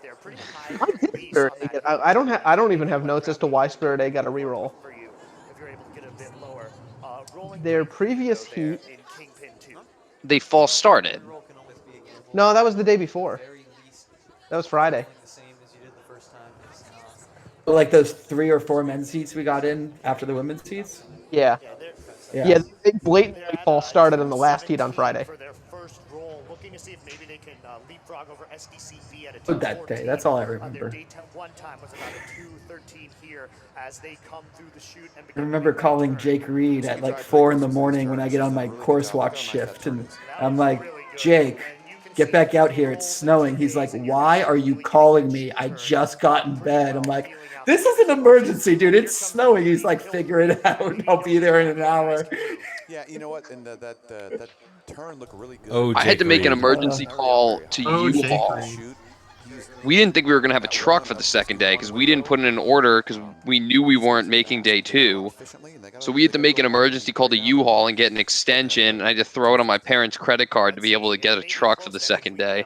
Evan Moss right here on the hill forged an absolute beast. Up to your parents, I suppose? Just like, I mean, oh my God. Look at how big these shoves are. Oh, that's quite a hit. Quite a hit. Honestly, did not mess around back then. Regarding the parents' credit card thing, that's tough. You really hope to see that, the students don't have to shoulder the burden for stuff like that. And recently, as a part of the new team initiative, I had to go through and try to learn about how orgs are funded these days. And it definitely doesn't look any easier or better than when I was a student. So, if anybody in Slice is out there, that'd be nice. I think that we should have, the clear, straightforward ways for students to be able to use their org funding and not have to do stuff like that, because it really sucks and kind of like throws a wrench in making an equal playing field for everybody. The recommended approach is to talk with Casey, and then use your advisor's P card, because then you can take it straight from hold your, on. Thing. Yeah, go for it. Pause this. We need Josh's take on what happened. First of all, can you pause this? Yep, it's paused. Before we get that, can you go back to the first Spirit A race? Can you get the playlist again? You mean like in 2013? Yes. Like day one. Oops. No. Day two. I'm just curious as to why they got a reroll. I'll tell you what heat number it is. It's Saturday. Heat. Hold on. 13. Are you talking a men's A or women's A? No, the one before that. It's gonna be Original heat, roll. No, it's gonna be heat. What is happening? 6. Heat 6. I think it's Saturday heat 6. Okay. Saturday heat 6. All right. I might be off by 1. Yeah. It might. Yep. Heat 7. But okay. So this is the roll that Spirit got a reroll for, and I'm curious. Oh, the one that they false started on? No, the false start was the day before, but we were talking about why they got a. We were asking why they got a. Was that not a false start right here? Wait a second. I'm pretty sure this was the false start. Well, no, but CIB didn't. What? Oh, it's super quiet. Holy crap. Alright, Wait, so you're saying that CIAB also got a reroll? No, CIAB did not reroll. Which, if it's a false start, they would have rerolled the heat. Yeah. Alright, we were on 13. Somebody remember that. So that we can jump ahead again, because we don't need to rewatch everything. I don't think my liver can take it. You know, just for that, let's rewatch this heat 10 times. That's a great pushing form right there. You give a little salute at Oh, the the Spirit roll! I missed that. I missed that. I've had to switch to vodka tonics because I ran out of gin. Come on. Initial boost of momentum really can determine the whole free roll time. You know, the Is anybody from Spirit on the stream or the chat and can explain to me why Hill 2 doesn't somersault anymore? I think it's entirely a personal position. Well, they should train. They should make that an organizational thing to make sure they train the next Hill 2 to do that as well. They train for other types of pushing. You know what? I don't disagree. I've seen them. I've seen them at push practice. They got a regimen. They know what they're doing. They could train that the too. jumping shove. All right, That so takes why does coordination. Spirit A get a reroll here? I mean, I'm not seeing anything yet. That is a pretty shoot turn right there, and here they come into the back hill. I mean, this is where Spirit can kill. Unless it was like a timing thing at the start. Oh no, where, pusher like, I was in the trying to street there. Uh-oh. Here comes Orca. Heat before that was Badass Buggy. maybe that's what the heat before that was the one was the Beacon Avarice heat, where there was a question over whether there was contact. So maybe that. Oh yeah. Okay. Start. I need to reach out to Evan Moss. Holy shit, he should be on these.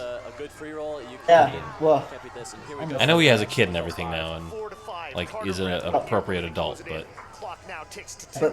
but he's also quarantined with that kid and probably wants to talk to adults. That'd be great. Occasionally. Yeah. Let's all reach out to Evan Moss and say, hey, you should be on one of these. Because when did he graduate? 2013, same as me. Oh, shit. Okay. He can still come on. Yeah, that's true. Not too terribly far behind. Yeah, CIA putting up. I mean, if you had to create an all-star team, an all-star push team, like he would definitely be your Hill 4 push. He would be way up there, for sure. That is a really good question. All right, did we get what we wanted out of that heat? Yeah, I mean, did I get what I wanted? No, I did not. We don't know why they got a reroll. Yeah, I think we did what we could. So pause it and let's hear the women's finals story.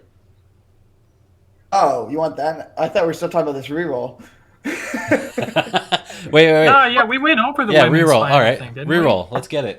So this was after that Fringe SDC heat, right?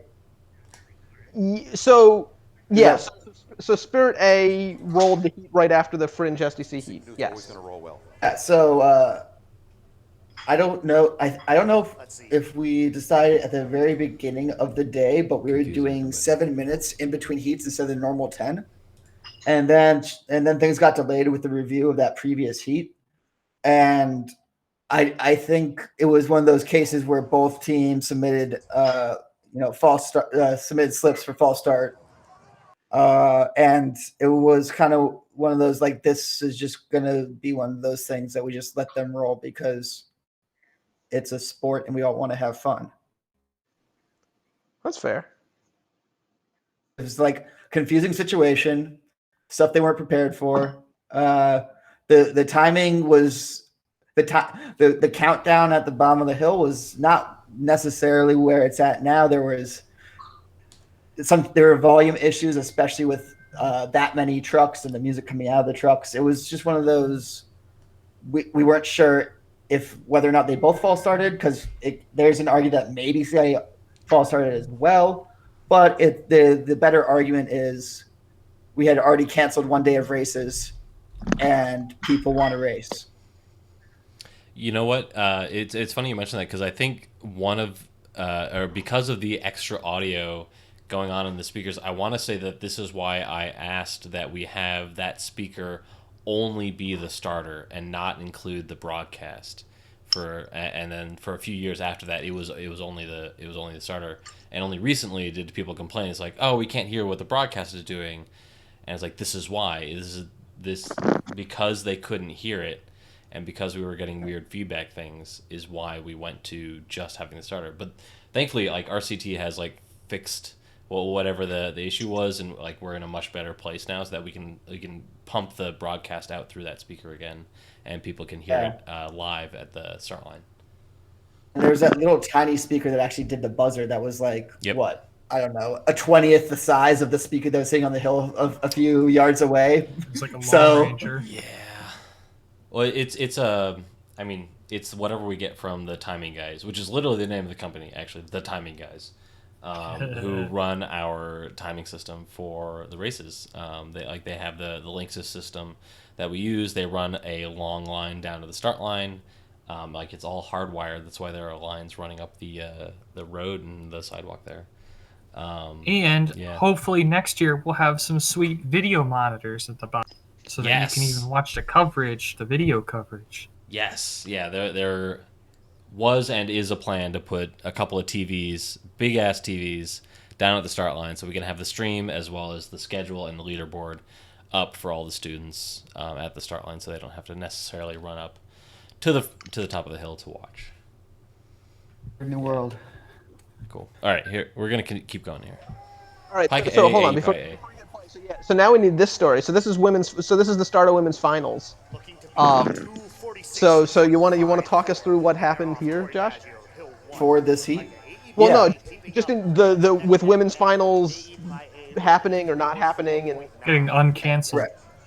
So. Oh right. They are pretty much neck and neck. If you remember, I should say. I do remember. I remember this well because I have to talk about it every time I go back for Carnival. You have to remember where Sweepstakes was at as an organization within CMU at that time. Let this be the last time. Shove really early, which is good. Yeah. So we were. My year, we were under our second year of what is it called? Financial. Probation. Not prohibition. Probation. Probation. That's the other word. Yeah. So I had to keep under budget to keep out of financial probation. We had CMU police breathing down our neck because we had to cancel a lot of practices because of weather. We had changed the rule to make it like you can't roll under 32 degrees, so that even regardless if it's snowing or not. So that inherently caused more practice days, and we tried to stretch them out. We ended up going over time most rolls on the weekends. The police were very upset with us that we were keeping roads closed for so long, and made a very large point about having roads open at a certain time after race day. And so by the time the men's heats finished, all whatever, 18 of them or something, there was a lot of heats. I don't remember the number. But I talked to, but it was Casey, me in the truck, and I said, Casey, we have, X amount of heats we need to do for women's finals. We have, this much time before when the roads need to open.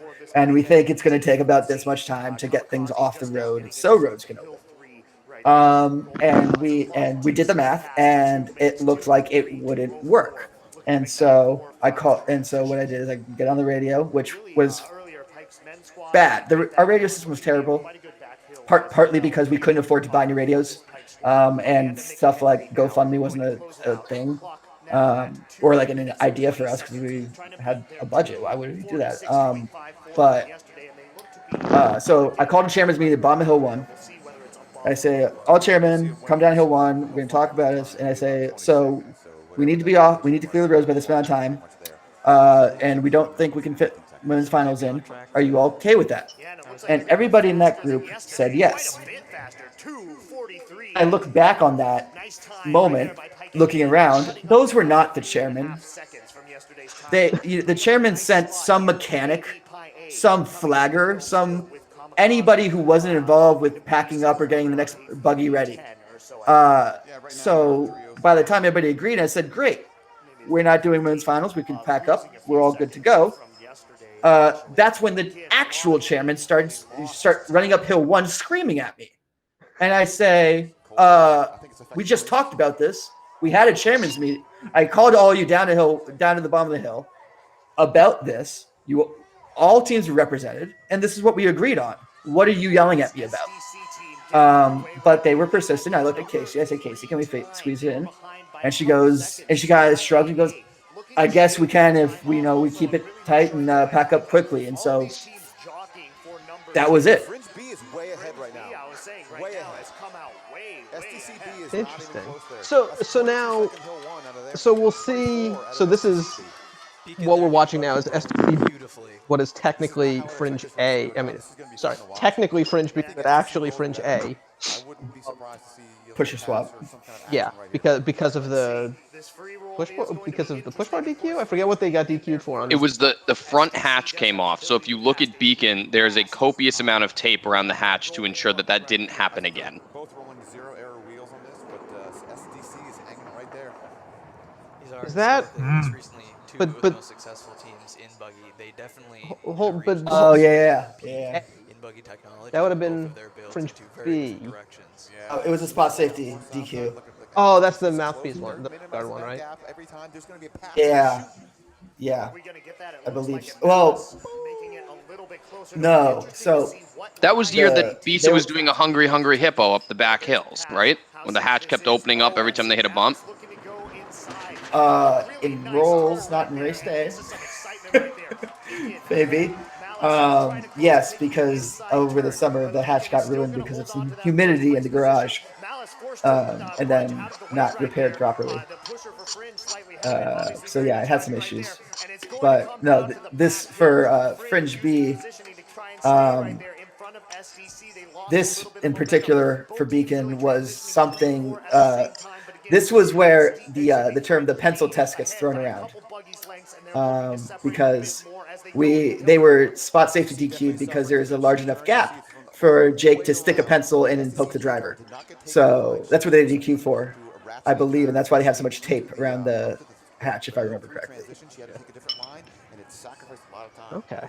Where are Beacon's fairings? I wish I knew. Ask Deezer. I was sweepstakes chairman. He built them twice. Both times they did the carbon fiber wrap on them. The foam collapsed and they had to start over and they never had enough time. Apparently it's something we that Dia, you've heard what? Yeah. Let's see, we're at 238 right there. I don't know. Well, something I found out when I was building Bisa is that expandable foam expires. So that was fun. Okay. So this is again 2013 was the first year that there were 4 women's finals heats. There were 8 teams that made it. But this is, if I remember correctly, and I believe I had notes on this, but I don't remember where they are now. Spirit is running alone because CIA, after being, and this is what I was talking about before, after CIA was told that women's finals were canceled, all of their pushers chopped down on donuts and left, or at least one of the pushers left. Yes, because CIA was one of those good teams that actually sent their chairman to the chairman gathering. And so they thought that was the decision, and they weren't one of the chairmen running up Hill 1 screaming at me.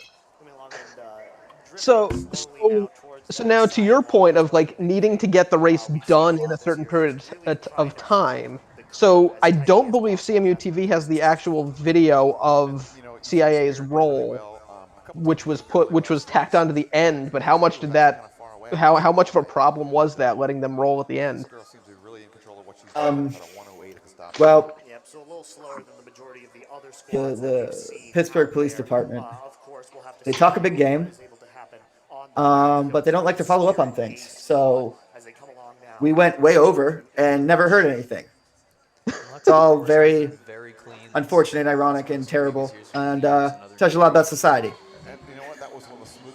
Oh, it's not terrible at all, man. You made the right call. You had the race, and nothing bad happened, and people got to race.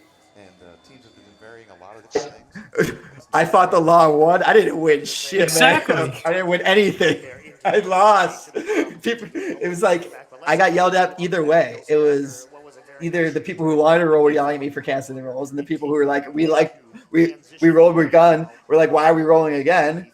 And I was just like, I don't know, man. 21 in position like that, you just go, Casey. Two. In case it doesn't. And I know this wasn't your intention, but the funny thing in the end is the team that benefited the most from having day 2 was Fringe, because they went from being out of the trophies to getting second place on the women's side. Yeah, I mean, kind of unfortunate. Wonder, doesn't it? Oh, I can speak honestly that I was not very happy with Fringe that year as Sweepstakes chairman. I would, if I was thinking of teams that annoyed me, of course Connor would be, top of the list forever. Dude, I was number 1. It wasn't even close. I mean, there are their usual suspects, but Fringe was a bit antagonistic that year, and just. I don't know. I felt for unnecessary reasons, but come on, we're all in our early 20s and full of vigor, I would say. Kind of raises a good point. Is it harder to be sweepstakes chair? Like, is it harder to deal with your own team because they kind of know you better? So yeah, it is. It's like I think isn't kind of assumes that you will be biased in favor of them, but I almost feel like it works the other way around.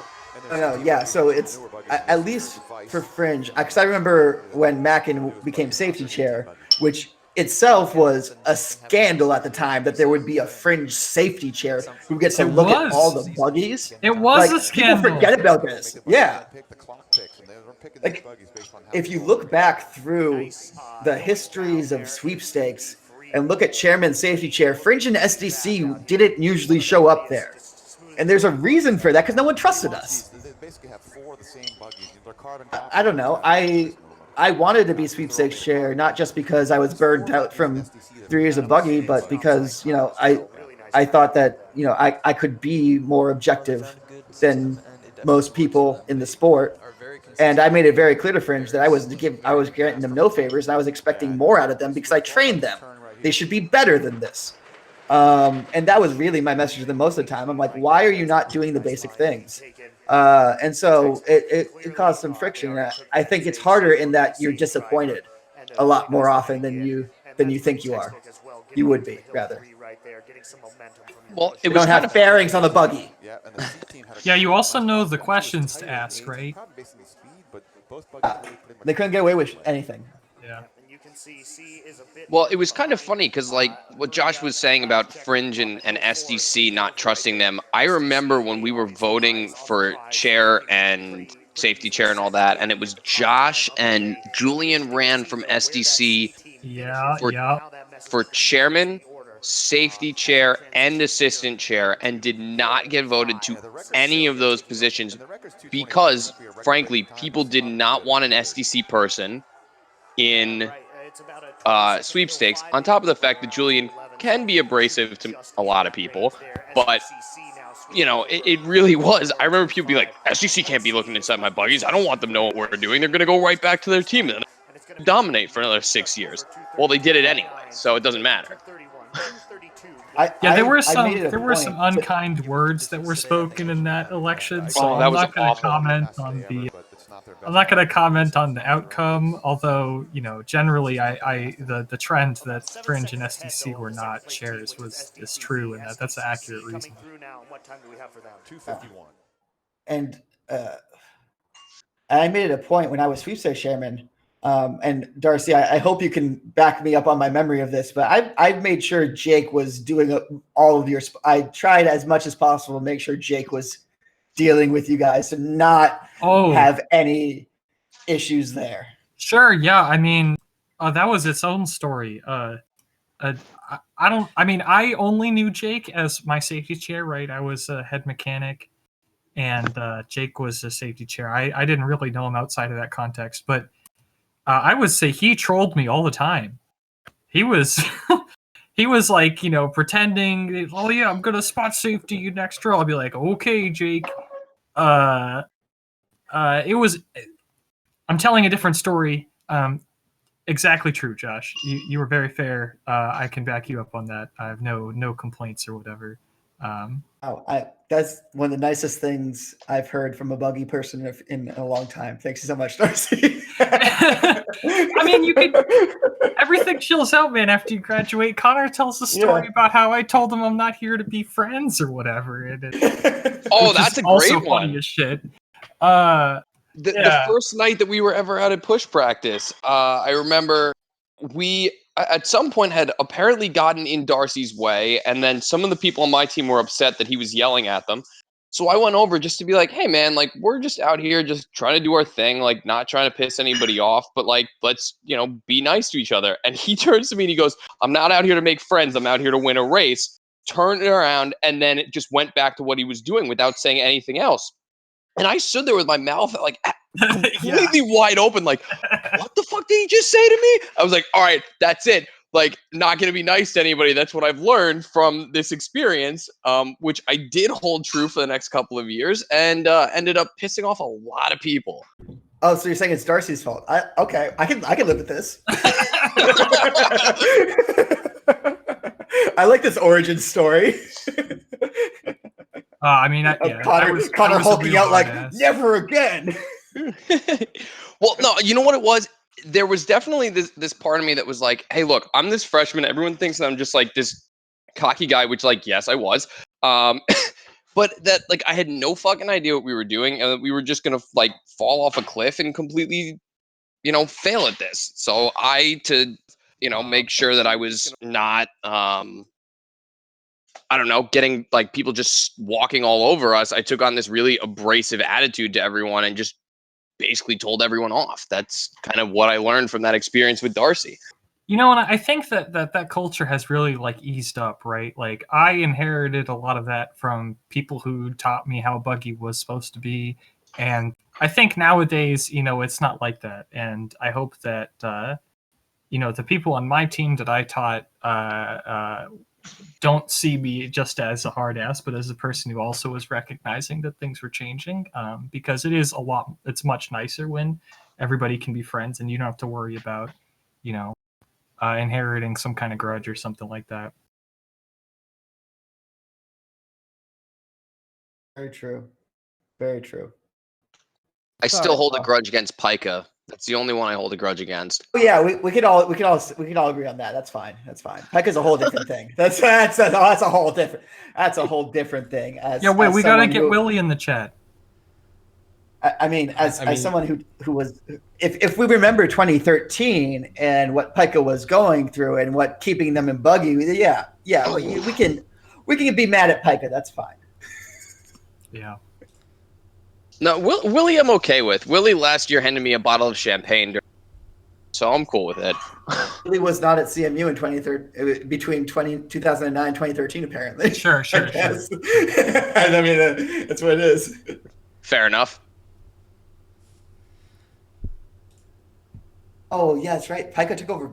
Pika's Bales work was sloppy. I remember. Coming back. What year isn't it? So everybody else's Bales work. I come back and I don't, I'm not down there inspecting the bales, but once a crash happens, because inevitably somebody's going to spin and hit some bales, you look down and it's like no one staggered these. Like, what are we doing here? Is this amateur hour? Have we not been putting bales out on our road all year? Like, what is going on? Send out some drunk pledges? Fine. At least give them pictures to follow. Not that hard. And it would save a lot of people a lot of energy and save the drivers a lot of pain and potential medical problems. I don't know. Well, the worst part was that they wouldn't even wrap around the corner. They would stop before the ramp on the crosswalk, and then you would have to send them back down there after right before we're supposed to start rolls, because they had lined the hay bales up and they were like double baled almost to scaife, but there was no bales on the other end. Yeah, and the bales would get wet. We've tried with the tarps to like cover the bales, because like how we're gonna keep bales dry in Pittsburgh.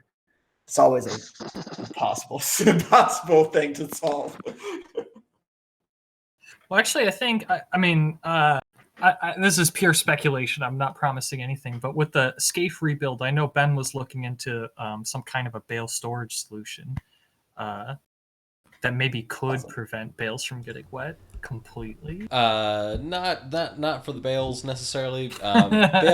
Bales are an interesting challenge because you can't put them under a roof due to spontaneous combustion.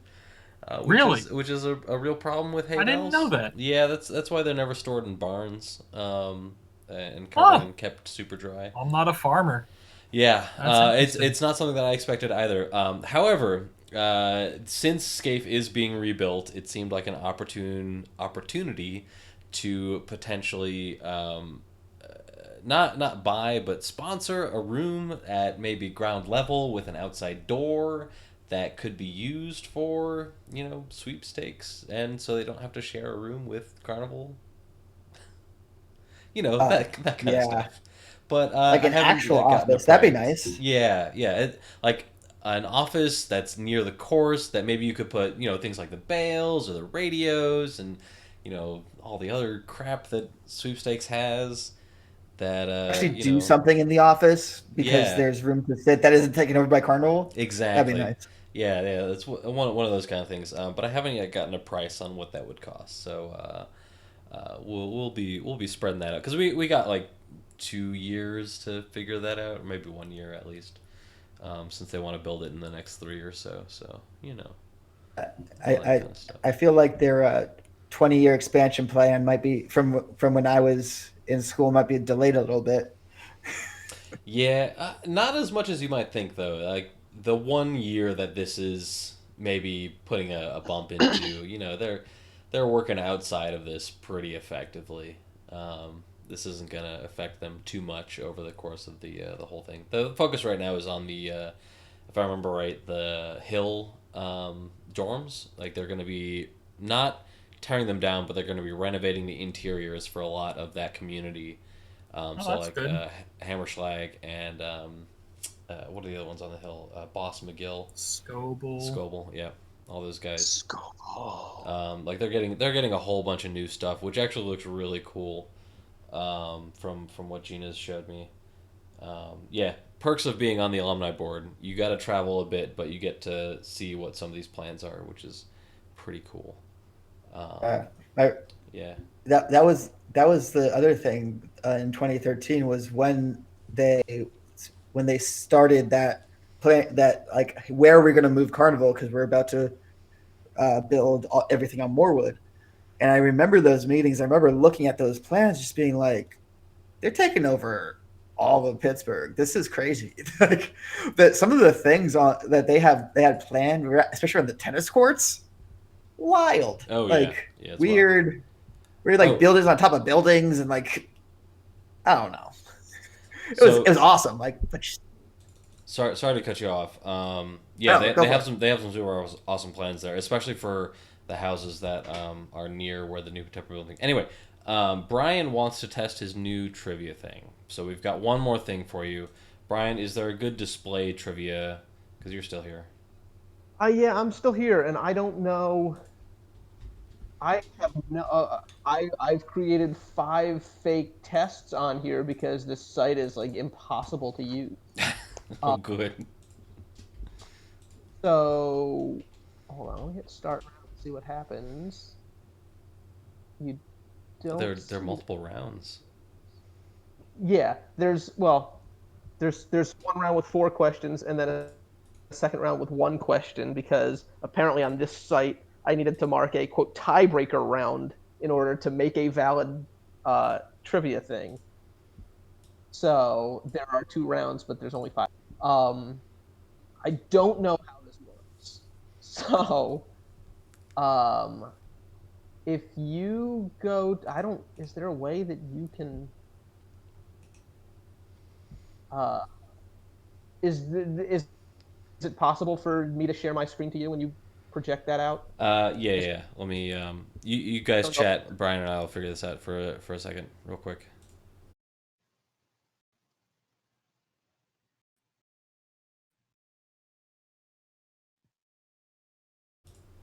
Somebody else, please keep talking. Gonna say is Oh, chatting. I, Mike, Ben, Josh, you guys there? How's it going? How you guys feeling right now? How you feeling about 2013? How you feeling about life in general? oh my God, I was in so much pain that day. I don't know if this is probably something I didn't talk about much. I don't remember if I talked about this much when I was Food Chairman, but I had slipped a disc in my spine in September of 2013. Oh, that's right. And I believe I spent half the year in a back brace, and then 3 weeks after I graduated, I had my hips reconstructed. So the for 3 or 4 days after race day, I was laid up in bed, I just couldn't move. That's what that's what I remember about 2013. That's rough. Yeah. Also, why I was so quick with Connor, just like, dude, don't yell at me. I'm in pain. Luckily, I had a nice Vicodin prescription and didn't develop a habit. So, you know, Hey. Count it. good. Yeah, sometimes it works, but probably this time's weird. They really gave that shit out. That's a very startling thing. I said that word again. I'm sorry. Are there kids on the stream? I assume there's not kids on the stream, right? No, I think you're safe. Yeah, Okay. you're safe. All right. We are not controlling whether or not there are kids on the stream. We are just not marking it for children because that is important to YouTube. Oh, they do for children instead of not for children. Exactly. Or Yeah. yeah, okay. Yeah. All right, Yeah. Brian, share your screen to me, and I'll get you up. Everybody else, keep going for now. Connor, how you been? Was that me? Yeah, you Connor. Okay, no, What other sorry. Connor is there? The other Connor. All I heard was how you doing? Like the first part of my name cut out. Oh, sorry. I'll get closer to my microphone. No, you're good. I'm good. I'm sitting here in Pittsburgh still, and I was really looking forward to some race day, but unfortunately that didn't happen. So, Damn virus. dude, I just it was unbelievable. It was like everything's fine, everything's great, race day's about to happen, and then in like what 5 days, the entire world melted down. Oh, I don't Yeah, know. It was a it did. pretty Jaws moment in the Centennial Committee or whatever. As soon as anyone started canceling events, we're all kind of like looking on the horizon, going, "Oh shit." But This is one of the most interesting times I think that we could be going through at a time like this, especially with Oh my god. the what happened? Oh no, I'm just agreeing with you. Yeah, Yeah, yeah. because like the how the technology to support remote stuff has finally caught up to the need for it. Well, the need showed up and the technology finally caught up, and now that it's like, wait, we have broken a paradigm that being in the same place means productivity. And I mean, for college, that's not a great thing. Buggy would not work without people being in the same place. But I think there's a there's a lot to draw from this for like the rest of how things are operated, and even things like how alumni can support, because it's like we've learned things are way easier than we ever thought it was. Like all those excuses we made. Oh, I don't know if I can call. I don't know if I can be there. Like we've figured it out now, haven't we? So like, are those excuses valid later?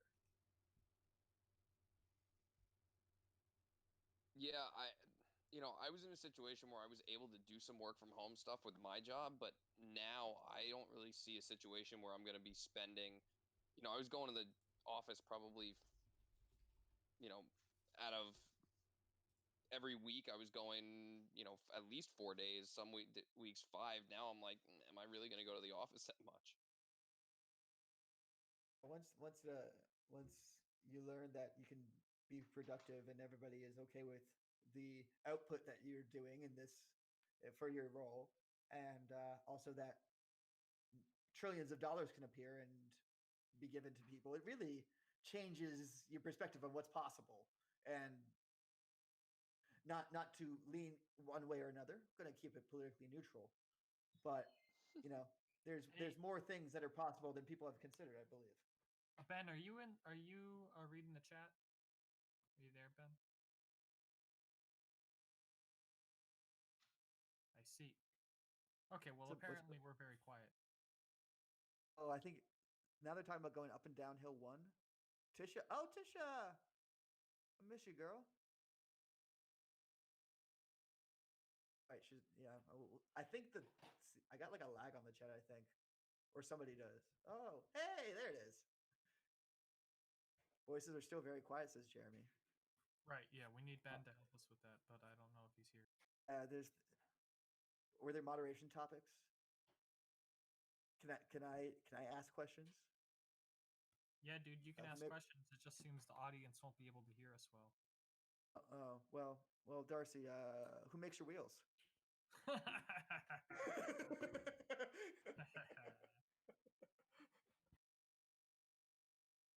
I mean, some questions, you can think about and see if that's an easy no comment, dude. I know. We gotta give people some content, though.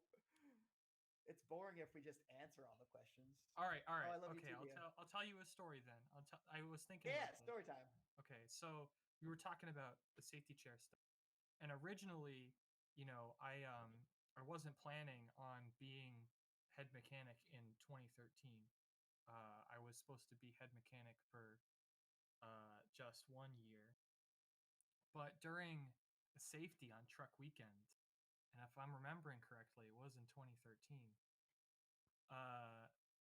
There was all the people coming in and around the truck, and the guy that was running the truck, Mr. John Greth, if you're out there, I forgive you, John, but he was like, yeah, I'm just gonna talk to people about how it works. And everyone else in the truck was very confused, because that's not what a safety's about. You show people that what you're doing is safe, and you talk about the safety stuff, but how it works is totally irrelevant. And we were flabbergasted. I was not in the truck, but that year my head driver came to me and she was very upset. She said, John's doing weird stuff in the truck. So I went in the truck. I said, John, you're fired. Get out of the truck. And yeah, so then John left. And I told the other guy, Alex Munoz, my good friend, I was like, all right, Munoz. Yeah, Munoz, you're in charge in the truck now. John's gone. And so, yeah, it was very tense, but very interesting, I guess. This whole thing that you were talking about spot safeties and stuff like that, I mean, it absolutely sweepstakes was fine. Jake trolled me a bunch, but that's what I remember from that year about like crazy safety related stuff. Yeah. Just being like, dude, what are you doing in my truck? Yeah, it's wild. It's one of those where you keep them uncertain. They don't step out of the lines more so than if you be mean to them. And Jake was very good at just kind of being that wild card to always keep you on your toes. Yeah. And also very understanding and very reasonable person at the same time. So it wasn't trying to mess with anybody. It wasn't and I think more so than anybody, he, especially coming from API, has voiced the opinion: let people roll, just let people roll. Roll. This is fun. This is a sport. Let the people enjoy it and do it. That's all people want to do is roll. At least when you're API. I mean, other people may actually want to win, but I mean, as long as you can do it safely, right? Like, exactly. Yeah, it's unfortunate that Pittsburgh has terrible weather and terrible roads, and just like if this sport happened at we could name a dozen other states or city municipalities where this sport could be happening, and none of those concerns would be concerns. But this is where it is, and this is the environment that it operates in, and those are the challenges you're going to have. But you gotta do the best you can and make sure no one dies, which no one has. So sorry to cut in. I found the issue. Apparently, so I like to use Google Meet for a lot of things since I have a thing for that, and apparently it automatically attenuates other programs, which in this case was my entire audio mixer. So we should be back. Apologies for the audio thing. I see your Google Meet grid view extension. Yeah. From the St. Vincent School or whatever, St. Episcopal Academy. It was recommended to me by the president-elect of the Alumni Association Board, who runs tech for the Mount Lebanon School District here in Pittsburgh. I just sent him an email. Yeah. Chris Stengel, who any STC person should know, as well as many other non-STC people, because he is he was one of the BA founders, actually. Yeah. Yeah. Anyway, Brian, okay. you wanna go for it? Yeah. Can you hear me? Oh yeah. Okay. Good. All right. So we're gonna quickly run through these 4 questions and then the one other question. I don't know how this is going to work. I don't know if you're going to see scores. I don't know what you're going to see. You want to go full screen with your window there? There you go. That is now full screen. Yep. I think. So you can't see all the Buggy tabs that I have open. I apologize. Yeah. All right, and then I can click this full screen button. But all right, so if you're doing this, I don't even remember what the site is. It's live.triviahub.io/remote. And the event code is capital Q 5, capital D 9, capital I. And then I'm going to wait 30 seconds. I mean, hopefully people are in there already. I don't think I can see that yet. I don't know. Again, I don't know what I can see. This is the first time we're testing this one. But I've put 59 seconds on the clock for the questions. We'll see what that does. But question 1 is, which organization won both men's and women's races in 2013? This one should be pretty easy for you. So go ahead and answer that. I think you put that in where it says, you know what? So we type it in. Click on round 1, and then it gives you 4 boxes to answer questions for the 4 questions. So okay. Oh wait, that's what we're seeing. Other ones?